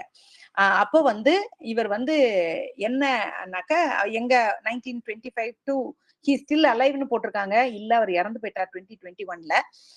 வந்து அவர் வந்து என்னன்னாக்க அப்பா அம்மா வந்து ஒருத்தர் போலந்துக்காரவங்களாம், ஒருத்தர் யுக்ரைன்காரவங்களாம், இந்த கதையெல்லாம் ஃபுல்லா எழுதியிருக்காங்க. பண்டுரா இதெல்லாம் நிச்சயமா பாடத்துல கேட்க போறதுல எக்ஸாமுக்கு. ஆனா சும்மா அவரை பத்தி, அவர் பிரிட்டிஷ் கொலம்பியா யூனிவர்சிட்டியில வந்து சைக்காலஜில வந்து ரொம்ப ஆக்சிடென்டலா தான் வந்து விழுந்தாரு. அதுக்கப்புறம் வந்து ரொம்ப இஷ்டப்பட்டு படிக்க ஆரம்பிச்சுட்டு அதுலயே பிஹெச்டி வாங்கினாரு. அதுக்கப்புறம் வந்து சோசியல் கொக்னிட்டிவிசம் அப்படிங்கிற ஒரு புக் எழுதுறாரு. அதுக்கப்புறம் வந்து social and familial antecedents of aggression எழுதுறாரு. இந்த போபோடால் எக்ஸ்பெரிமெண்ட் ஃபேமஸ் அது அத பண்றாரு. அந்த எக்ஸ்பெரிமெண்ட் நமக்கு தெரியும். ஒரு லேடி வந்து ஒரு ஒரு போபோடால ஹிட் பண்ணிட்டே இருக்கிறது. குழந்தைங்க எப்படி அத பார்த்துட்டு அவங்க வந்து அது ரீஇன்ஃபோர்ஸ் ஆகி ஒரு ரீஇன்ஃபோர்ஸ்மெண்ட்டும் இல்லாம, ஒரு என்கரேஜ்மெண்ட், ஒரு ரிவார்டு இல்லாமல் ஆனால் பார்த்து கத்துக்கிறாங்க அப்படிங்கறத அவர் சொல்லி attention, retention, reciprocation and motivation கொண்டு வந்தது. அதெல்லாம் சொல்லிடுறாங்க பண்டுராவை பத்தி. அடுத்தது செல்ஃப் எஃபிகசி அப்படிங்கிற ஒரு ஏரியாவுக்கு வர்றாங்க. இவர் தான் தன்னுடைய ஒர்க்கை எக்ஸ்டெண்ட் பண்ணி செல்ஃப் ரெகுலேட்டரி கேப்பபிலிட்டிஸ ஒருத்தர் இம்ப்ரூவ் பண்ணிக்க முடியும். ஒவ்வொரு மனுஷனும் தன்னுடைய செல்ஃப் எஃபிகசிய தானே இம்ப்ரூவ் பண்ண முடியும். அதுக்கு நம்முடைய லைஃபோடைய டாஸ்கையும் சேலஞ்சஸையும் எப்படி நம்ம சந்திக்கிறோம், அதுக்கு ஏத்த மாதிரி நம்முடைய ஹை செல்ஃப் எஃபிகசியோ லோ செல்ஃப் எஃபிகசியோ வர வாய்ப்பு இருக்குது அப்படிங்கிறாரு. தன்னுடைய லைஃப்ல வர்ற சேலஞ்சஸ், எல்லா மனுஷனுக்கும் வரும் சேலஞ்சஸ், அத அப்ரோச் பண்றது எப்படி, அத வந்து ஒரு லோ ஆங்ஸைட்டியோட, ஒரு பர்சிஸ்டன்ஸோட, நல்ல ரெசிலியன்ஸோட நீங்க அதை ஃபேஸ் பண்ணிட்டீங்கன்னா ஹை செல்ஃப் எஃபிகசி உள்ள ஆளு. ஆனா அதே சமயத்துல பயங்கரமா கோபப்பட்டு அதை வந்து நீங்க வந்து ஒரு மாதிரி ரொம்ப ரியாக்ட் பண்ணி அந்த மாதிரிலாம் இருந்தீங்கன்னா லோ செல்ஃப் எஃபிகசி உள்ள ஆளு. அப்போ ஒவ்வொருத்தரும் தன்னுடைய செல்ஃப் எஃபிகசியை இம்ப்ரூவ் பண்ணிக்க முடியும். எப்படி? How we think, how we motivate ourselves, how நம்முடைய வல்னரபிலிட்டியில எப்படி நம்ம அதை சந்திக்கிறோம், நம்முடைய லைஃப் சேலஞ்சஸை எப்படி நம்ம எதிர்கொள்றோம், இதெல்லாம் தான் அவர் சொல்றது. அப்போ அதுக்கு ஒரு ட்ரையாடிக் மாடலையும் சொல்றாரு. பிஹேவியர், பர்சனல் ஃபேக்டர், என்வைரன்மெண்டல் இன்ஃப்ளூயன்ஸ், இது 3 இருக்குது. அந்த 3மே ஒருத்தரை அவருடைய ஹை செல்ஃப் எஃபிகசிய அஃபெக்ட் பண்ணக்கூடும் அப்படிங்கிறாரு. இப்போ இவர் வந்து பண்டுரா வந்து இந்த செல்ஃப் எஃபிகசின்றத ஒண்ணு கொண்டு வந்தார் பாருங்களேன். அது ஒரு பெரிய ஒரு ஒரு பிரேக் த்ரூ. அப்போ அதை வந்து அவங்க ரொம்ப இதா கன்சிடர் பண்றாங்க. ஏன்னா நம்முடைய வாழ்க்கையை வந்து நம்ம கண்ட்ரோல் பண்ணிக்க முடியும். அதாவது ஒரு ஆத்லெட்டோ அல்லது ஒரு ஹெல்த் ஸ்பெஷலிஸ்டோ இப்படி யாரா இருந்தாலும் தங்களுடைய லைஃப் வந்து தன்னுடைய செல்ஃப் எஃபிகசியை இம்ப்ரூவ் பண்ணிக்கணும் அப்படின்னு நினைக்க ஆரம்பிச்சா ஒருத்தர் நல்ல எஜுகேஷன்ல பெரிய ஆளாக முடியும். சப்ஸ்டன்ஸ் அபியூஸ் பண்றவங்க அல்லது டிப்ரெஷன்ல இருக்கிறவங்க வெளியே வர முடியும். ஆத்லெட்ஸ் பெரிய ஆளா அச்சீவ் பண்ண முடியும். இப்படி பல விதத்துல ஆர்கனைசேஷனல் ஃபங்க்ஷனிங்ல அது யூஸ்ஃபுல்லா இருக்கும். இப்படி அந்த மாரல் ரெகுலேஷன் ஒரு வார்த்தையை அவர் கொண்டு வந்து தன்னுடைய ஒருத்தரும் தன்னுடைய செல்ஃப் எஃபிகசிங்கிறத தானாகவே கொண்டு வர முடியும் அப்படிங்கறத அவர் கொண்டு வராரு. அப்ப ஃபார் எக்ஸாம்பிள் இப்போ வந்து இப்போ வந்து ஏதோ ஒரு நல்லது செஞ்சிட்டீங்கன்னா நீங்க மனசுக்குள்ளார ஒரு யூ ஃபீல் ப்ரௌட். சில சமயத்துல வந்து ஏதோ கெட்டது நடந்துச்சுன்னா யூ ஃபீல் கில்ட்டி. இந்த மாதிரி எல்லாம் இருக்கிறதுல நம்மளே செல்ஃப் ரெகுலேட் பண்ண முடியும். இதெல்லாம் நினைச்சு நம்ம கில்ட்டியா நினைக்க வேண்டாம், நம்ம இதெல்லாம் ஓவர் கம் பண்ண முடியும் அப்படின்னு நம்மளே நம்மளுடைய மைண்டுக்குள்ளார சொல்லி நம்ம இம்ப்ரூவ் பண்ணி நம்முடைய மாரல் செல்ஃப் ரெகுலேஷனை மேல கொண்டு வர முடியும். ஆனா இந்த செல்ஃப் ரெகுலேஷன் எப்ப பிரேக் டவுன் ஆகும் அப்படின்னா, நான் நினைச்ச லெவல்ல நானே நடந்துக்கலன்னா, அதாவது டிஸ்என்கேஜ் ஆகுது. என்னுடைய செல்ஃப் சாங்ஷன் ஒண்ணு வச்சிருப்பேன், நான் இப்படி இருக்கணும்னு நினைச்சிருப்பேன், அதுல நான் நடக்கல அப்படின்னு நானே நினைச்சு என்ன ஜஸ்டிஃபை பண்ணேன்னா அங்க மாரல் டிஸ்என்கேஜ்மெண்ட் ஆகுது அப்படிங்கிறத அவர் கொண்டு வர்றாரு. அப்போ மாரல் ஜஸ்டிபிகேஷன் நமக்குள்ளார ஒண்ணு இருக்கும், அதுக்கு நம்ம ஒரு லேபிளிங்கும் வைக்கிறோம். நானே அதுல சரியா நிக்கலன்னா நானே என்னை பத்தி வேர்ஸ் அல்லது வெரி குட் அப்படின்னு நானே நினைச்சுக்கிறேன். அதுக்கப்புறம் அதே செல்ஃப் பிளேமா மாத்தி நானே விக்டிம் ஆயிக்கிறேன். இதெல்லாத்தையும் புரிஞ்சுக்கிட்டோம்னா நம்முடைய ஆக்ஷனை எப்ப பார் ஜஸ்டிஃபை பண்ண வேண்டி இருக்காது. நம்மளுடைய செல்ஃப் எஃபிகசியை இம்ப்ரூவ் பண்ணிக்க முடியும்.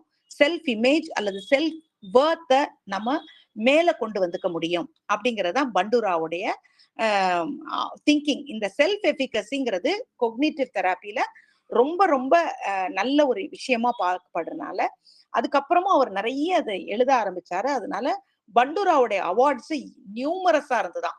அதுல வந்து 16 ஹானரரி டிகிரிஸ் வாங்கினாரு. அவருடைய அச்சீவ்மெண்ட்ஸ் மட்டும் ஒரு பேராஃபுல்லா கொடுத்துருக்காங்க, எங்கெங்கெல்லாம் அவர் என்னென்ன அவார்ட் எல்லாம் வாங்கினாருன்னு சொல்லிட்டு. அதுக்கப்புறம் control therapy, self control therapy, இந்த செல்ஃப் எஃபிகசி இருக்கு இல்லையா, செல்ஃப் ரெகுலேஷன் சொன்னேனே, அது செல்ஃப் கண்ட்ரோல் தெரப்பின்னு ஒரு தெரப்பியே அறிமுகம் பண்ணி வச்சுச்சு கொக்னிட்டிவ் தெரப்பில இந்த பண்டுரா. அவர் வந்து தானா தன்னுடைய பேர்ல ஒரு கொக்னிட்டிவ் தெரப்பிய கொண்டு வரலை, ஆனால் அவர் செஞ்ச இந்த செல்ஃப் எஃபிகசி பத்திய விஷயங்களும் அதுக்கு பிறகு அவர் ஹெல்ப் பண்ண அந்த செல்ஃப் ரெகுலேஷன் அல்லது செல்ஃப் கண்ட்ரோல் தெரப்பி அதுவும் அடுத்த ஸ்டெப்புக்கு அது ஒரு ஓப்பனிங்கா இருந்துச்சு. அதுலதான் அந்த ஷபிரோ அண்ட் அஸ்டின் அப்படிங்கிற 2 பேரு அவரை சொல்லும் பொழுது அந்த இதுல இருந்து அந்த செல்ஃப் கண்ட்ரோல் தெராப்பிக்கு வரும்பொழுது அவங்க சொல்றாங்க, மனுஷனுடைய ஹியூமன் ஃபியர்லயே பெருசு தன்னையே தன்னுடைய கண்ட்ரோலை இழக்கிறோம் அப்படின்னு நினைக்கிறது தான்.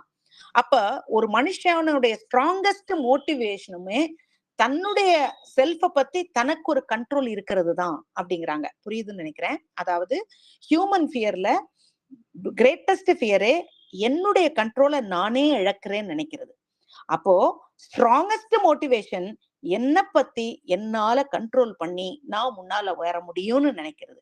அப்ப அந்த செல்ஃப் கண்ட்ரோல் தெராப்பிங்கிறது இந்த இடத்துலதான் முக்கியமான விஷயமாகுது. இது சின்ன சின்ன சிம்பிள் ஹேபிட்ஸ்ல கொண்டு வர முடியும். இப்படி கொண்டு வந்துட்டால் ஹேபிட்ல இருக்கிற ப்ராப்ளம்ஸ சால்வ் பண்ண முடியும். எப்படின்னா ஸ்மோக்கிங், ஓவர் ஈட்டிங் அல்லது புவர் ஸ்டடி ஹேபிட்ஸ் இருக்கிறவங்க இத தன்னைக்குள்ளார தன்னை செல்ஃப் கண்ட்ரோல் என்னை நானே கண்ட்ரோல் பண்ணி மாத்திக்க முடியும் அப்படிங்கிறத நினைச்சு ஸ்டெப் பை ஸ்டெப் முன்னால வந்தாலே அது ஆட்டோமேட்டிக்கா நமக்கு ஒரு பெரிய அச்சீவ்மெண்ட்டை கொடுக்கும், அல்லது அந்த செல்ஃப் கண்ட்ரோல் பண்ணக்கூடிய அந்த எபிலிட்டியை கொடுக்கும். அதுக்கு அவங்க என்ன சொல்றாங்கன்னாக்க self monitoring, stimulus control, positive reinforcement, நாமே நம்மளை பாராட்டிக்கிறது, இதெல்லாம் பண்டுராவுடைய அந்த பிஹேவியரல் திங்கிங்ல இருந்து காக்னேட்டிவ் ஐடியாக்கு நடுவுல ஒரு பாலம் போல வந்துருது. எப்படின்னா நாமே பாசிட்டிவ் ரீஎன்ஃபோர்ஸ்மெண்ட் கொடுக்குறோமே, புது பிஹேவியரை நல்லா அச்சீவ் ஆயிட்டோம்னா அப்ப அந்த பிஹேவியரல் தெரப்பி வந்துருது. ஸ்டிமுலஸை கண்ட்ரோல் பண்றோம், எப்படின்னா நம்மளை ட்ரிகர் பண்ற ஒரு கோபத்தை நம்ம அடக்குறோம். அப்போ இது 2 வந்துருது. அதே சமயத்துல செல்ஃப் மானிட்டரிங், அது காக்னிட்டிவ் ஐடியா, இது 2க்கும் ஒரு பிரிட்ஜா பண்டுரா இருந்தார் அப்படிங்கிறதுக்கு இது ஒரு நல்ல எக்ஸாம்பிள் அப்படிங்கிறாங்க. இப்போ இதோட முடிஞ்சிச்சுன்னு நினைக்கிறேன். இல்ல இன்னும் கொஞ்சம் இருக்கு, அவ்வளவுதானா? கடைசியா திரும்பவும் comparison of Ellis and Beck's approach to psychotherapy ஏற்கனவே நம்ம பார்த்ததுதான். அதாவது அந்த எல்லிஸ் சொல்றது நேர டைரக்டா திட்டுறாரு, நீங்க செய்யற திங்க் பண்றது தப்புன்னு. பெக் பரவாயில்லையா ஆராய்ஞ்சு பாப்போமே அப்படிங்கிறாரு. அதுதான் இதோட முடிஞ்சிருச்சு 11 and 12. டவுட்ஸ் ஏதாவது இருக்குதா ஃப்ரெண்ட்ஸ்? காக்னிட்டிவ் தெரப்பி ரெண்டுமே ரொம்ப இம்பார்ட்டன்ட். நீங்க இப்பவே வாசிச்சு பாத்தீங்கன்னா you will have an idea. டவுட்ஸோட நீங்க நாளைக்கு வந்தீங்கன்னா நல்லா இருக்கும். மேம் 10 and 11 தான முடிஞ்சிருக்கு. 10 and 11 தான், 10 and 11 தான் பை மிஸ்டேக். நாளைக்கு 12 and 13 பாத்துறலாம். Yes ma'am. எனக்கு நாளைக்கு எனக்கு 7:45 தான் வர முடியும். 7:45 ஆயிரும். அப்படி நாளைக்கு வைக்கலாமா இல்லனா நாளை மறுநாள் வைக்கலாமா நீங்க சொன்னீங்கன்னா அதுக்கு ஏத்த மாதிரி பாத்துக்கலாம். Tomorrow is fine, ma'am. Tomorrow is fine by 8 o'clock. Yes. ஏன்னா 13th lesson ரொம்ப குட்டி தான்.